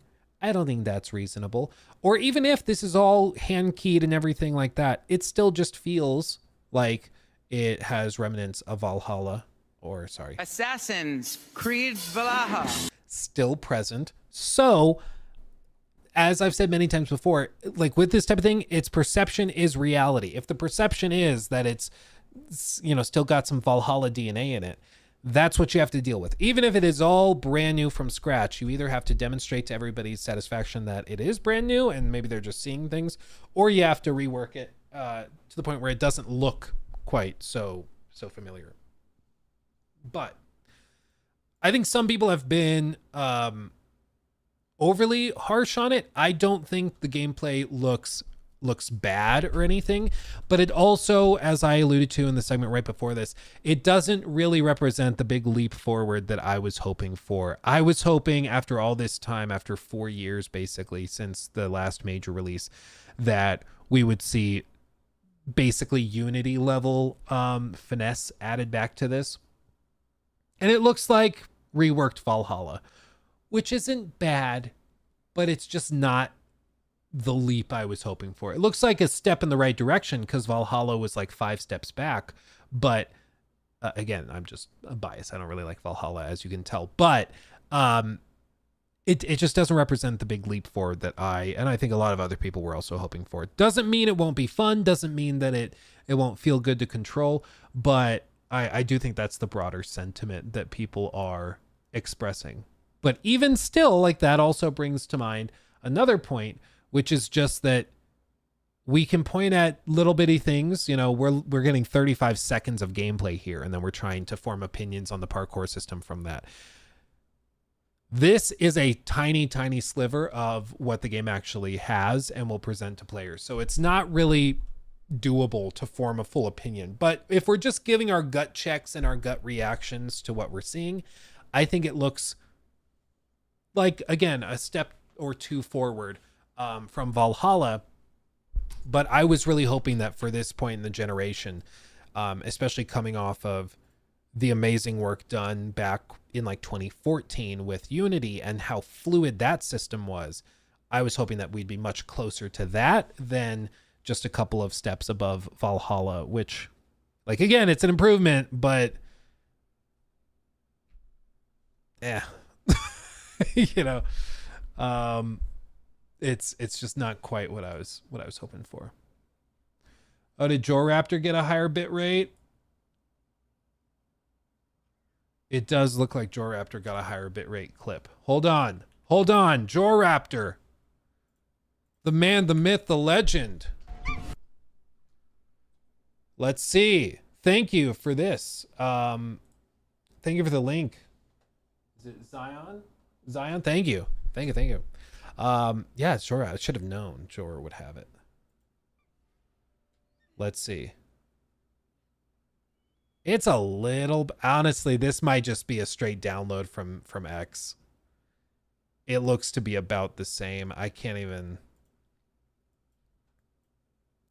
tell. I think it's just taken from X. Because I'm looking at some of this and like the foliage is about the same quality. So I don't know. Yeah, I think it's just taken. From X. Ah, bummer. I'll have to ask him if he has like a raw clip. Yeah, this is taken from X.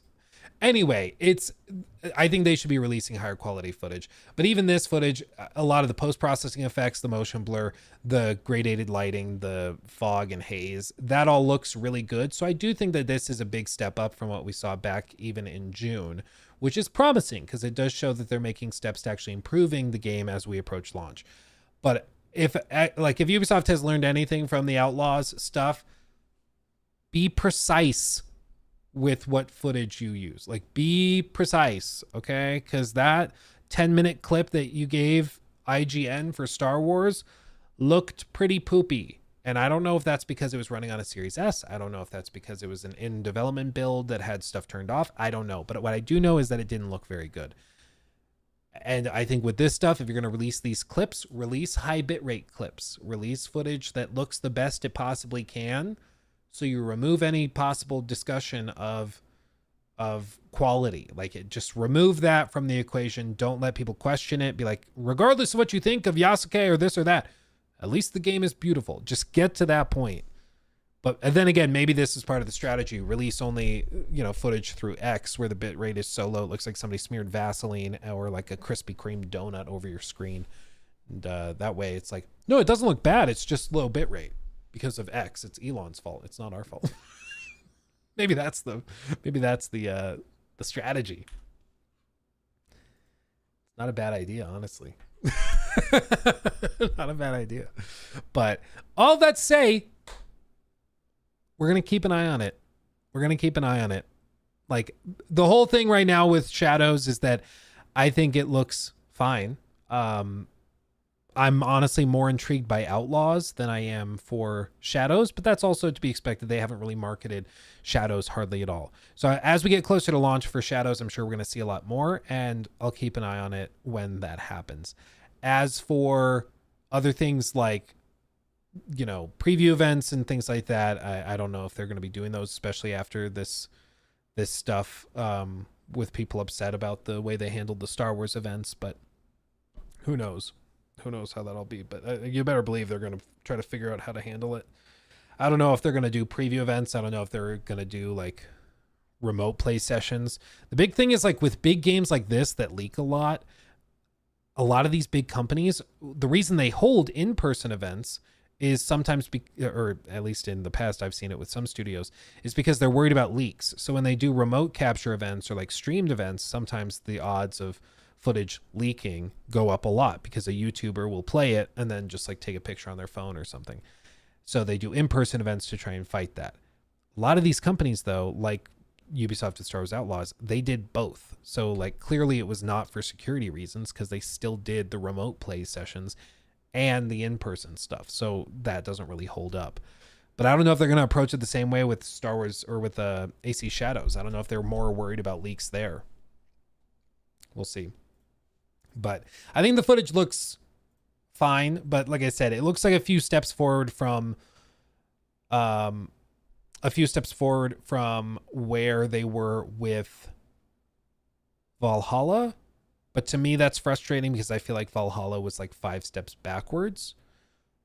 So I feel like we're basically where we should have been after maybe Odyssey or like Origins, but even those were steps back in terms of parkour quality. So maybe you say like we're maybe a step forward from where we were with Syndicate, but still a few steps back from Unity, which they've alluded to previously. They said that it wasn't going to be AC Unity levels, but still, it's looking better though. That's the big thing, is it's looking better than it did in June, which is good to see. Okay, should we talk about this now? New segment. Buckle up. You notice I said in the intro to this clip, buckle up. That's because this is going to be difficult for Jacob to cut together. I'll just say it this way. Okay, I need everybody to buckle up, buckaroo, because there was a leak, allegedly, starting on 4chan, where somebody posted a clip of what they claimed to be the in-game rover for Starfield.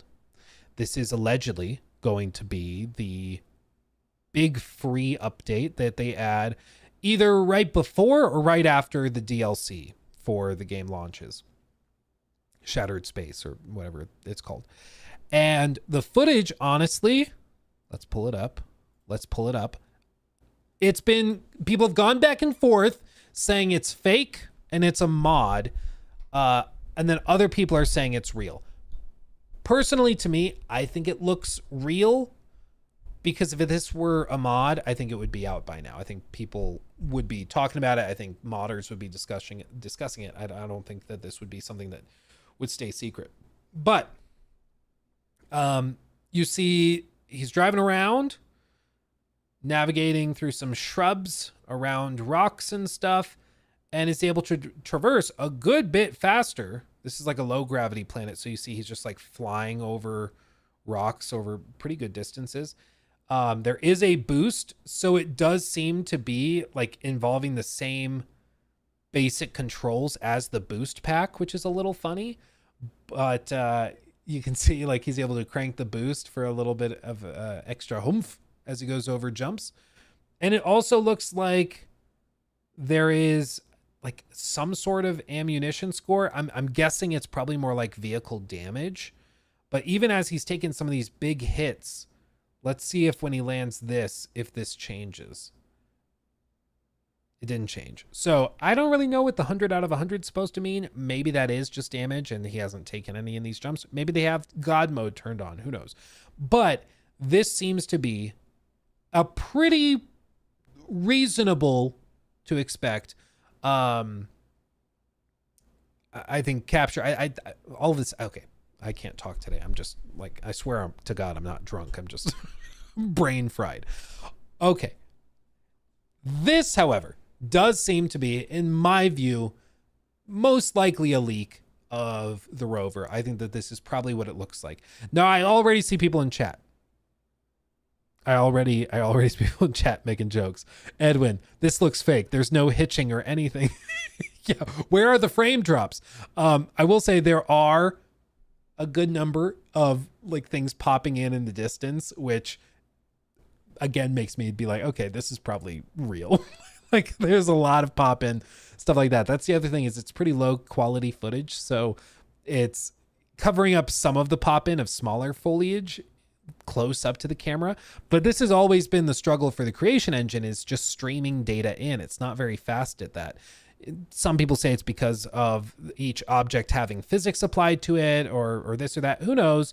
You can see like birds flying by in the same clips. Like with this, you can see stuff popping in and in this case popping out in the distance right there. See that? So I think that this is probably what it looks like. And I see people in chat joking, wow, now you can see, look at all the popping. Now you can see nothing a lot faster. And I have a feeling that that's going to be the general sentiment, is that they're going to add this and it's going to be like, okay, cool. Okay. Like it will fix one of the problems with Starfield, which is that between points of interest, it can be anywhere from 4 to 8 minutes to run between them. Now with this, it's probably more like 20 seconds. I think it's going to be a lot harder to mentally check out once you have this. Now, I hope this is something they give you early in the game. I don't know if it's just going to be a new thing that's added to your ship. I don't know how they're going to do it, but hopefully it's not like a late game thing that they lock behind 50 hours of grinding or something. If they do that, then it's a total nothing burger as far as I'm concerned. But if they add it early in the game for people, I think it will help a lot of people avoid mentally checking out. Because most of the people I talked to, at least in my circle of friends that played Starfield, the point where they gave it up was in one of these moments where they were like at a spot right here, and then their point of interest they had to get to was on top of that hill. And they were like, I have to run for 10 minutes to get up there. I'm good. And they just shut the game off and went and played something else they found more fun. This, I think, will prevent those people from giving it up, which could be a big, big boon to the game. I think that could really, really help it. And I don't want to dismiss that. I think that this is a good addition, and I think this will help the game. And I think the game will almost certainly be better with the rover, than without. It's why I was so baffled when they said that there weren't any rovers in the game. There weren't any vehicles for exploring. And instead, Todd was like, nope, there's boost packs so you can boost to places and they feel real great. You know, that was always really, really weird. But now they're seemingly added it, and I think that will help. But does it fundamentally change the game? I don't think so. I think the problems with Starfield are very deep down, and I think that the mistakes with Starfield were made in the conference rooms at Bethesda Game Studios back in like 2014-15. I think back when they were making the earliest decisions of what this game would look like, and they decided to go with these individual cells or fish bowls being designed with 2 or 3 points of interest, and that they were going to give you 1,000 planets. I think that's where the game started to get out of their control, because it just turned into a beast that was, you know, the old saying, it goes back to people's discussion of world building in films and TVs and stuff and TV shows and stuff. But it's basically a game that is as wide as an ocean, but as deep as a puddle. And I guess in this case, it's a game that's as wide as the galaxy, but is as shallow as a fishbowl. Like, you know, it just, there's not that much variability here. This will help you get around faster.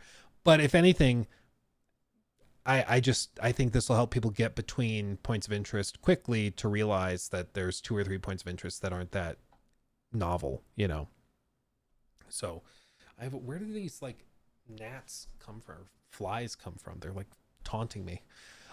It's the danger with having big bright lights on in the studio, is that all the bugs are like, oh my God, it's beautiful. It drives me crazy. But we'll try this when they drop it. The rumor is that they're going to shadow drop the DLC and presumably also shadow drop this. Now, the DLC seems to be basically set in a city on a single planet. So the use of the rover in the DLC will be probably non-existent, which makes me think that they would stagger it. They do like the rover, get people back in the game to try it, and then shadow drop the DLC like a week later, or vice versa, something like that. And I think that would be a good way of doing it. And I'd be interested in seeing what they can do with the rover. I know some people were asking, maybe they'll allow you to attach weapons to it. Maybe they'll allow you to customize it like the shipbuilder. I wouldn't expect any of that. My guess is it's basically just going to be, like you see in the bottom right, a rover that you can add to your ship and basically spawn when you land on planets. And I think that's probably about it. A good addition, but just like city maps, I think it's something that needed to be there at launch. And while it's here now and it's good to have it because it's better with it than without it, I just personally don't expect it to move the needle that much. But we'll see.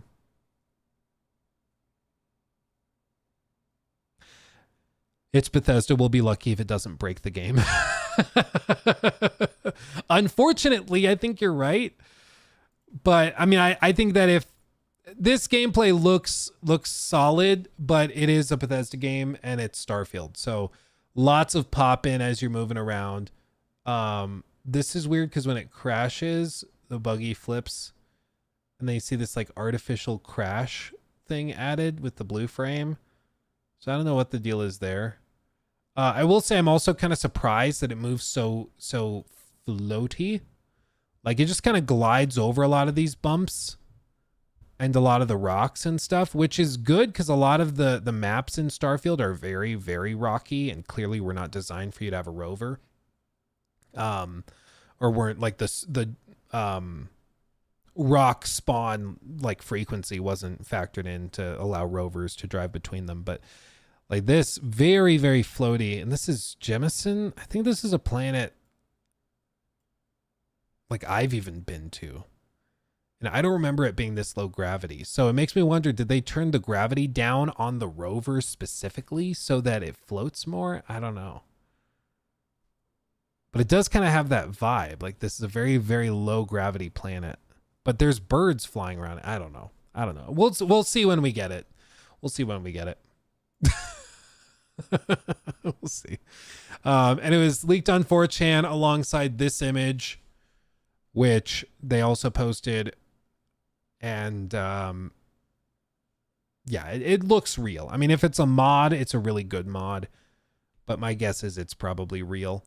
And so maybe they'll drop this and then they'll fix that $7 quest with the broken reward. Warthog looking ass. Yeah. It's better to have it than to not have it. I'm glad they're adding it. My point is just, I think it should have been added when the game came out. Call me crazy. Let's see. Lucas, thank you for the 9 months. Imagine cracking a 6-pack and cruising on a desert planet with a rover. I can't imagine that. And I can imagine needing a second 6-pack by the time I'm done. Thank you for 9 months, my friend. Joel, thank you for the super chat. Very generous. 15 Australian dollar dues.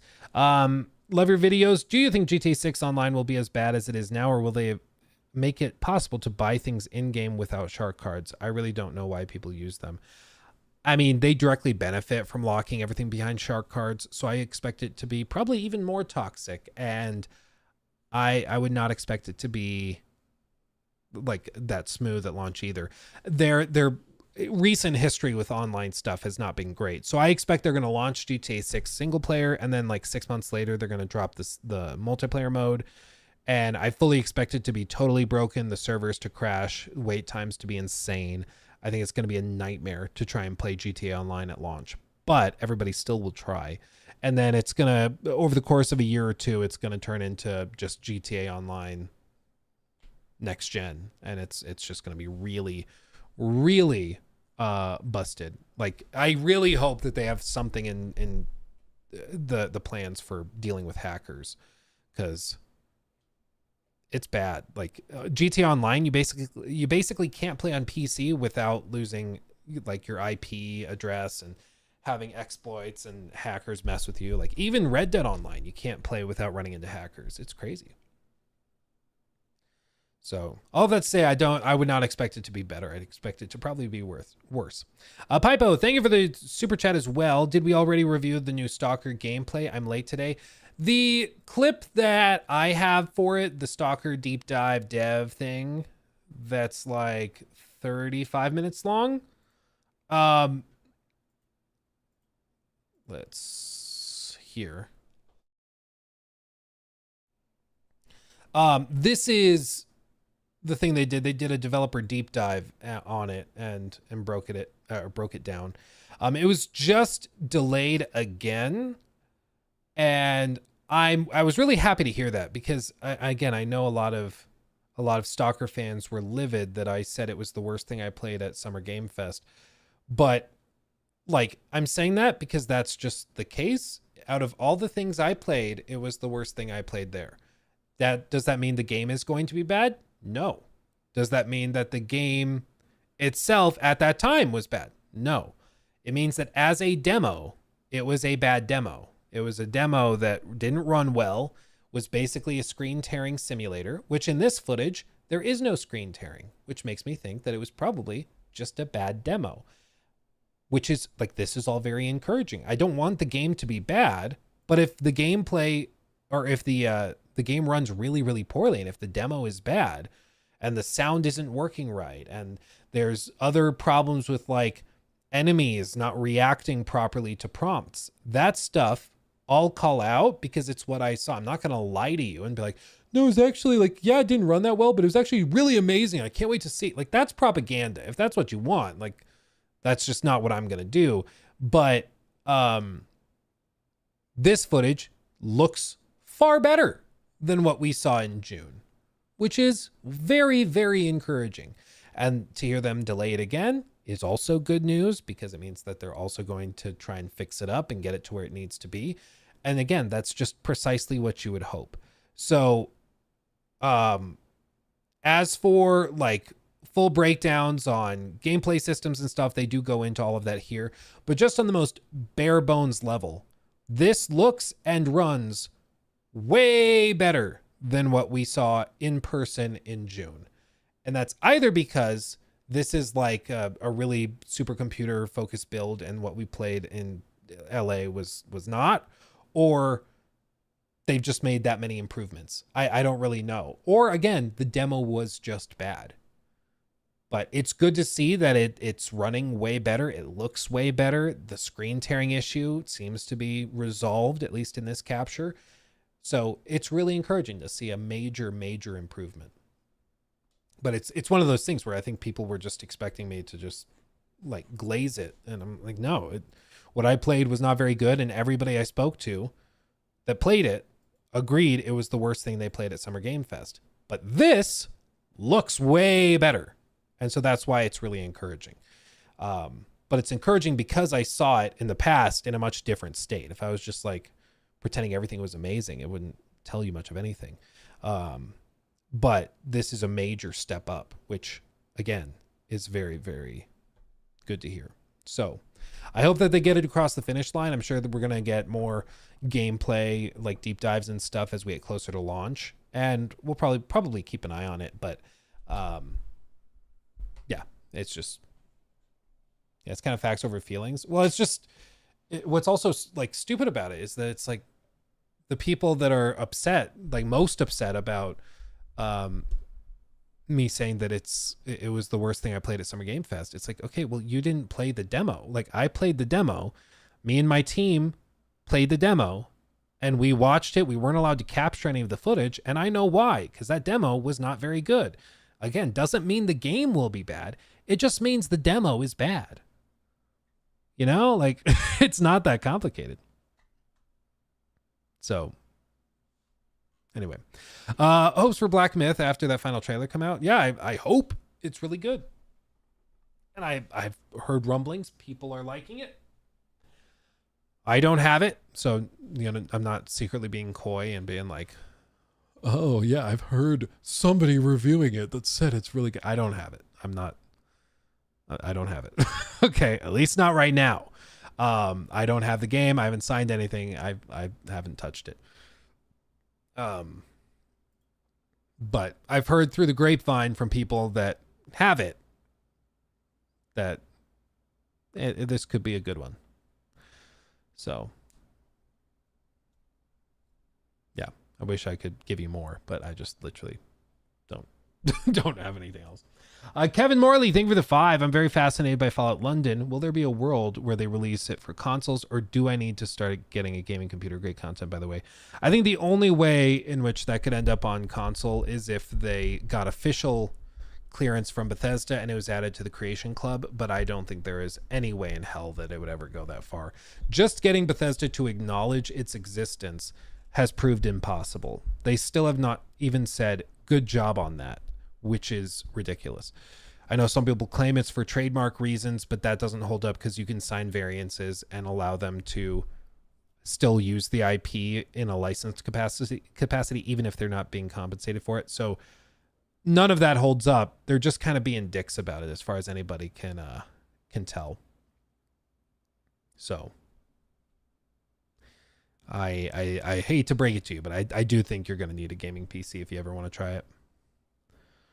Yeah, Matt, they're forming a studio to make some original stuff. They don't want to just do mods forever, which makes sense. I mean, make your own thing, make some money doing it. And I think that that's great to see. I wish them the best of luck. Can't wait to see what they do first. And then Boone, thank you for the 5. The second 6-pack comment got me rolling. Buy me a beer, or buy a beer on me. And thanks for the streams as always, bro. Thank you, my friend. Thank you. I will do that. A big old Guinness. Because it's really the only way to enjoy a beer is a Guinness. Because you get to drink a beer and it's like eating a loaf of bread at the same time. It's great. It's fantastic. Auric, do you ever do gaming streams other than just reacting? Kind of depends. When I've done streams just like playing X game, you know, if it's not a game that we're like actively talking about, like for example when Suicide Squad dropped, we played through that entire game on stream. Like we didn't take us very long, but we played through the whole thing. Or when a game is like freshly out, we'll try it on stream. Like Black Myth, when that drops, I'm sure we're gonna try it on stream, right? So we'll do that type of thing. But as for like sitting down and playing for 6 hours and just like streaming myself playing through whatever game, I haven't ever really done that. Not because I don't want to or anything. It's just because people kind of vote with their view and with their time. And the vast majority of people that watch these streams come and stay for me rambling about stuff. But the second we start gameplay, they head out, which is totally fine. But you know, if everybody's coming for one thing, but I start forcing you guys to watch another, it would be kind of like, what are we doing? You know? So I just tend to focus on what people seem to want to watch most. And we still do gameplay. It's just not like the centerpiece of what we do. Speaking of centerpiece, that was a good one. That was a good transition, if I do say so myself. Speaking of centerpiece, new segment. Dragon Age, the Veilguard. This is another one that people are looking at. Okay, people are keeping an eye on. Skeptical eye. They have had a lot of people, I don't know if get upset is the right word, but a lot of people have been weirded out at the shift in tone and combat because they feel like it's a much more action adventure style game than a classical RPG. And I think it's because BioWare made a decision early on in the development of this game that old school CRPGs are kind of a thing of the past. They're very, very niche. So we're going to focus on action adventure gaming, which is where most people seem to be gravitating towards. Because especially when a lot of the early design decisions were being made for this game, reportedly back like in the 2017-18 era, the games that were really popping off were games like Horizon or games like, The Witcher 3 had recently popped off, or Breath of the Wild, or God of War 2018. Those were the games that were commanding a lot of attention. So that's kind of the route that they went. And then Baldur's Gate 3 happened, which kind of throws the entire thesis out.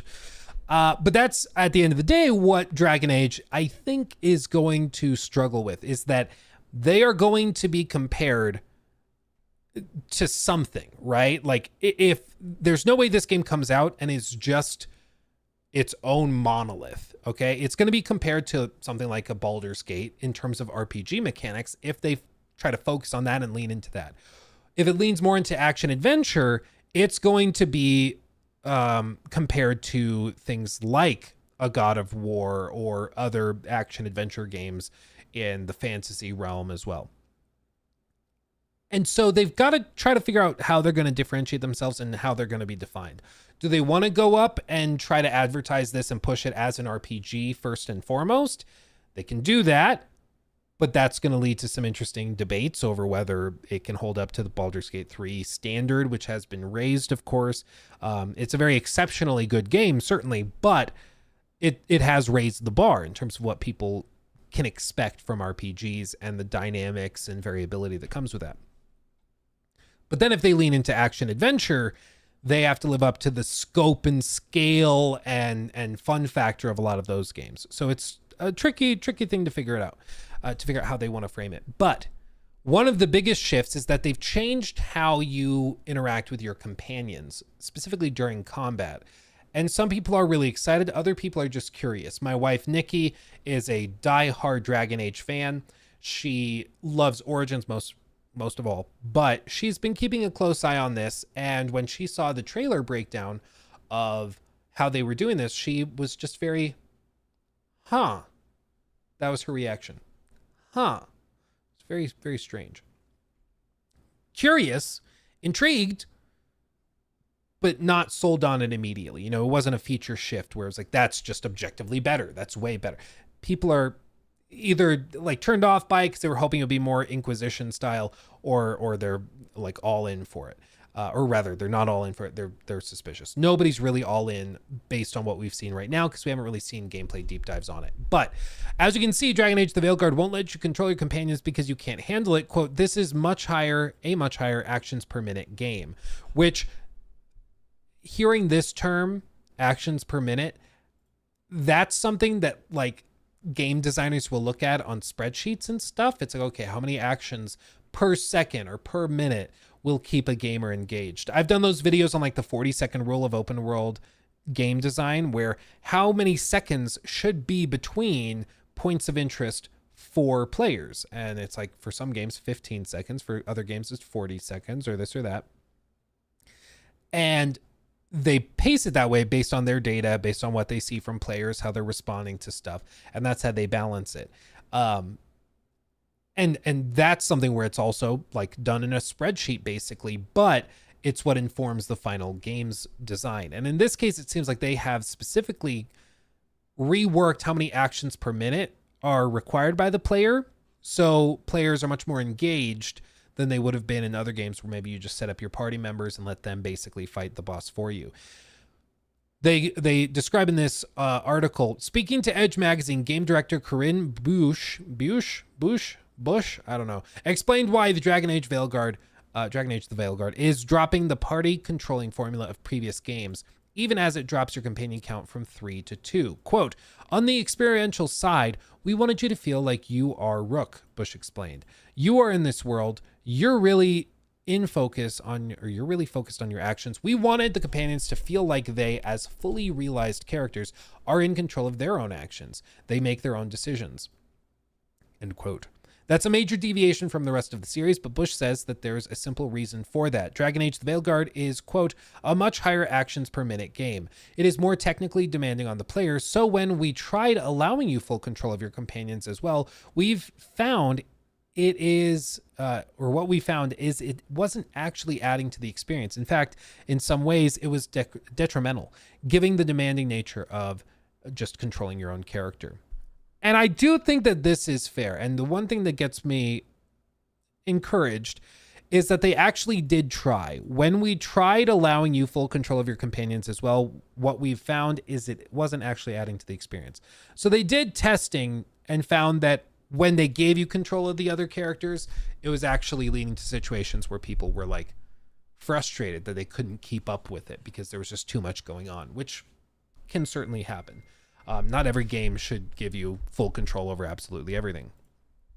Bush admits that the substantial nature of this change might seem jarring, but it's backed up by BioWare's playtesting. Quote, I will admit that on paper, if you just read that you have no ability to control your companions, that might feel like something that was taken away. But in our testing and validating with players, what we find is they're more engaged than ever.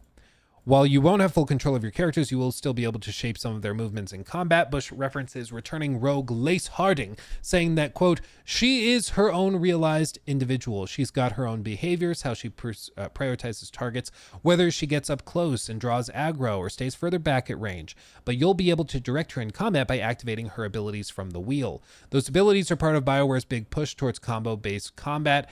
The developer offers an example where one companion uses a gravity well style spell, another slows time, and then the player drops a big AoE nuke on top of your grouped slowed enemies. Bush says that she thinks about, quote, this strategic layer to combat as a huddle, where you're figuring out how you want to huddle or handle the situation based on the information you have on the encounter and how you and your companions synergize together.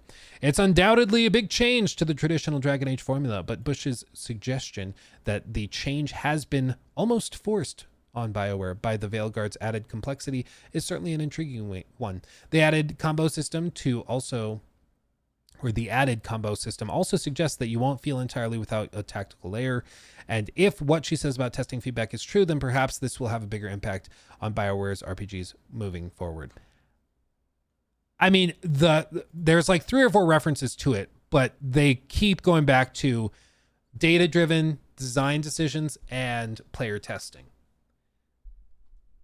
And I think this is one of those things where you can find positives and negatives either way. Like in some cases, I think people sorry, replying to the wife.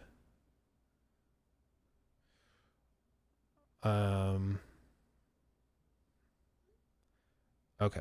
In some cases, I think people can look at this and be like, oh, great, they're testing games, and then they're going to rely on what these like 5 people in a playtesting session said to design the rest of the combat system. Oh, great, here we go. And I can understand that sentiment from people. On the flip side, there's studios like Bethesda Game Studios, who up until, I think it was Fallout 76, was the very first time they ever openly discussed using playtesters for anything. They designed all of their games previous to that, just playing it in-house, not letting anybody else come in and playtest stuff, because they figured, well, we're gamers, we're players, we'll just playtest it ourselves, basically. And it restricted the outside feedback that could be helpful. So I think no matter which way you go, you could see the playtesting as a positive. You could also see it as maybe a negative. You could see them getting too bogged down in the stats and in the data. And on the flip side, you could look at it and be like, oh, well, they're not discussing it enough. Maybe that's another layer of complexity. Maybe that's also part of it. But at the end of the day, to me, it's something fresh. It's something they seem excited about, which is good, because it seems like the last two games, they were made under sort of duress and with very strict guidelines from EA higher ups that were like, you have to make a multiplayer game. You have to use this engine for Andromeda, even though you don't want to. So to hear them making changes and making decisions based on what they think is at least fresh. As for whether it's the most fun or it leads to a game that's really, really engaging, I'm not really sure, but I'm certainly not turned off by it. And here's I think maybe the biggest part of this. Inquisition is a game that did win Game of the Year. That is true. Okay. It did. The first year they did Game of the Year back in 2014, they took it home. But if we pull up just gameplay of Dragon Age Inquisition, okay, I think if they released this in 2024, I think the game would struggle to find more mainstream appeal. Because even back in the day, a lot of people complained about how oversized Inquisition was. It was a game focused very much on quantity first and foremost above quality. So there was a lot of repeated content. There was a lot of grind involved with stuff. And I mean, there's all sorts of memes about it too. But I mean, you can see this very, very tactical based combat system where you're directing exactly where people should go, where they should stand, what they should do. And this is from a promotional thing they did back August of 2014 from Gamescom. And I do think some players would really, really like this. But the game isn't turn-based. It is real-time with with RTS systems like this. And so I don't blame them for wanting to shake it up and try something different. And like somebody alluded to in chat, I think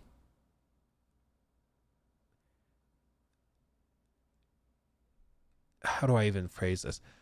I just think no matter what they would have done, there would have been somebody upset. If they did Inquisition again, people would be like, oh, Inquisition was bad. It shouldn't have won Game of the Year 2014. It just won it because there was nothing else really that year that was solid. So that's why, but the combat in Inquisition was very bad, and they shouldn't have copied it for this next one. So I think people would have been upset. If they did the same combat systems they had with the previous Dragon Age games, people would be like, oh, this is really outdated. And somebody in chat was even saying, BioWare's never really been known for their amazing combat systems in games. That's not really why you're playing those games. You're playing them for the stories and their RPG systems, which is also true.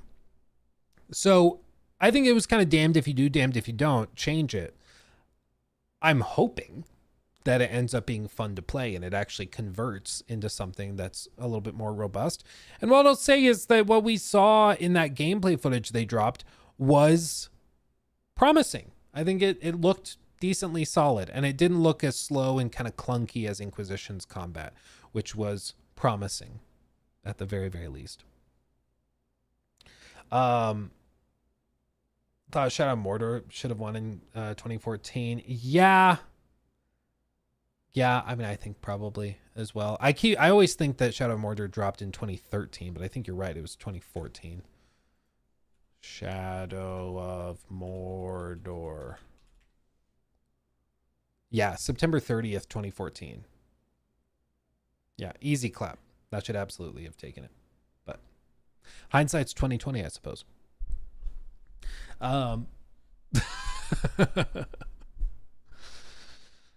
The only fear I have with this game is the modern audience story. The character design is very ugly and modern audience. Honestly, they have a certain art style with this, specifically like face shapes and stuff. And I know some people have said that they find it really ugly. I personally don't find it ugly or particularly bad. I just don't. So I'm not too worried about that. I do know that some people are worried about the writing, and I think that that is perhaps more fair, because I think it's I don't know. I can't imagine that if you have 2 back-to-back flops that you've retained most of that talent, you know? I just have to imagine that a lot of those people that made those early games really, really good and the writing really, really good, that they stay on that level, you know?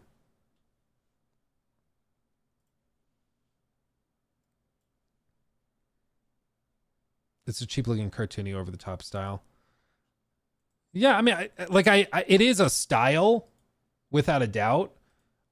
I don't find it to be a turnoff, but I can understand why some people might, you know? It's one of those things, like if you don't like the art styles in like the Persona games, yeah, you're probably not going to like magically start liking Persona games. Like, and you shouldn't feel bad for not liking the art style. It's totally fine. It's just not your cup of tea. That's fine.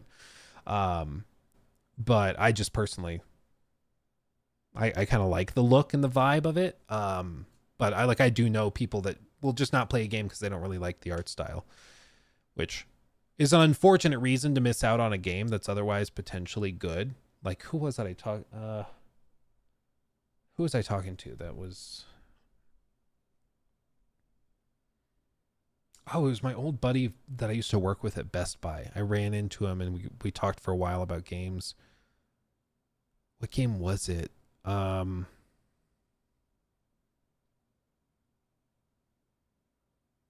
man, that's gonna drive me crazy.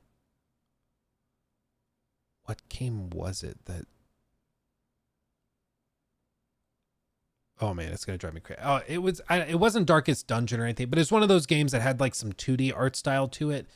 And it's a really solid game, but he just didn't touch it, even though it was right up his alley because he just didn't like the art style. And it's really too bad. It's really too bad. Okay, I was turned off by the art style, gave Persona 5 a go, and now I'm a convert. I want to play their next game this year now too. Yeah, dude, it's just... Some people are like that, and that's fine. People are, I mean, it's natural. If you don't like the visual presentation of a game, that's a big part of it. Like that, I mean, that is part of the game. It's how it's presented to you, the player. And if you don't like how it's presented, yeah, you shouldn't be surprised if somebody doesn't want to play it. But in this case with Dragon Age, like my frustration with Dragon Age so far is that people are like, I don't like the art style, therefore it's woke. And it's like, can we just stop using that term to describe anything you don't like, please? Like, it means nothing if you use it all the time, okay? Like, if it means X, but use it all the time, it ends up meaning X minus Y. Like, it just doesn't convert anymore, you know? It's going to lose potency. Salt and Sanctuary said, oh, maybe that's it. Yeah, it was a game that was, like, perfect for him as he was telling me what he likes to play. And I was like, oh, this is like, but it's just, I cannot for the life of me remember it. But it was just such a bummer because he just didn't like the presentation of it. He's like, so I'm out. The game just looks cheesy. Yeah, it might be. My thing is, like, I like dark fantasy. I like gritty fantasy. And I haven't really seen a lot that indicates this is going to hit that tone. It does strike like pop culture fantasy, which is not necessarily a bad thing. It just might not be my favorite style of fantasy, you know. But anyway, guys, it's almost 5:00 p.m. here. I got to go grocery shopping with the family. So you guys have a wonderful, wonderful rest of your evening. We'll be back throughout this week with more and more videos. It's going to be awesome. Like I said, we're going to have a studio tour going up, courtesy of Herman Miller for, you know, sponsoring the chair and all of that. And you guys will get to find out what's on that bottom shelf that is my secret addiction. I've talked about it before. It's an actual problem. Here I am calling for help. Anyway, have a wonderful, wonderful rest of your day, everybody. I love you desperately. Thank you for the very, very generous super chats and follows and subscriptions over on Twitch. Everything. You guys are amazing. Much love. I'll see you soon. Hugs and kisses. Bye-bye.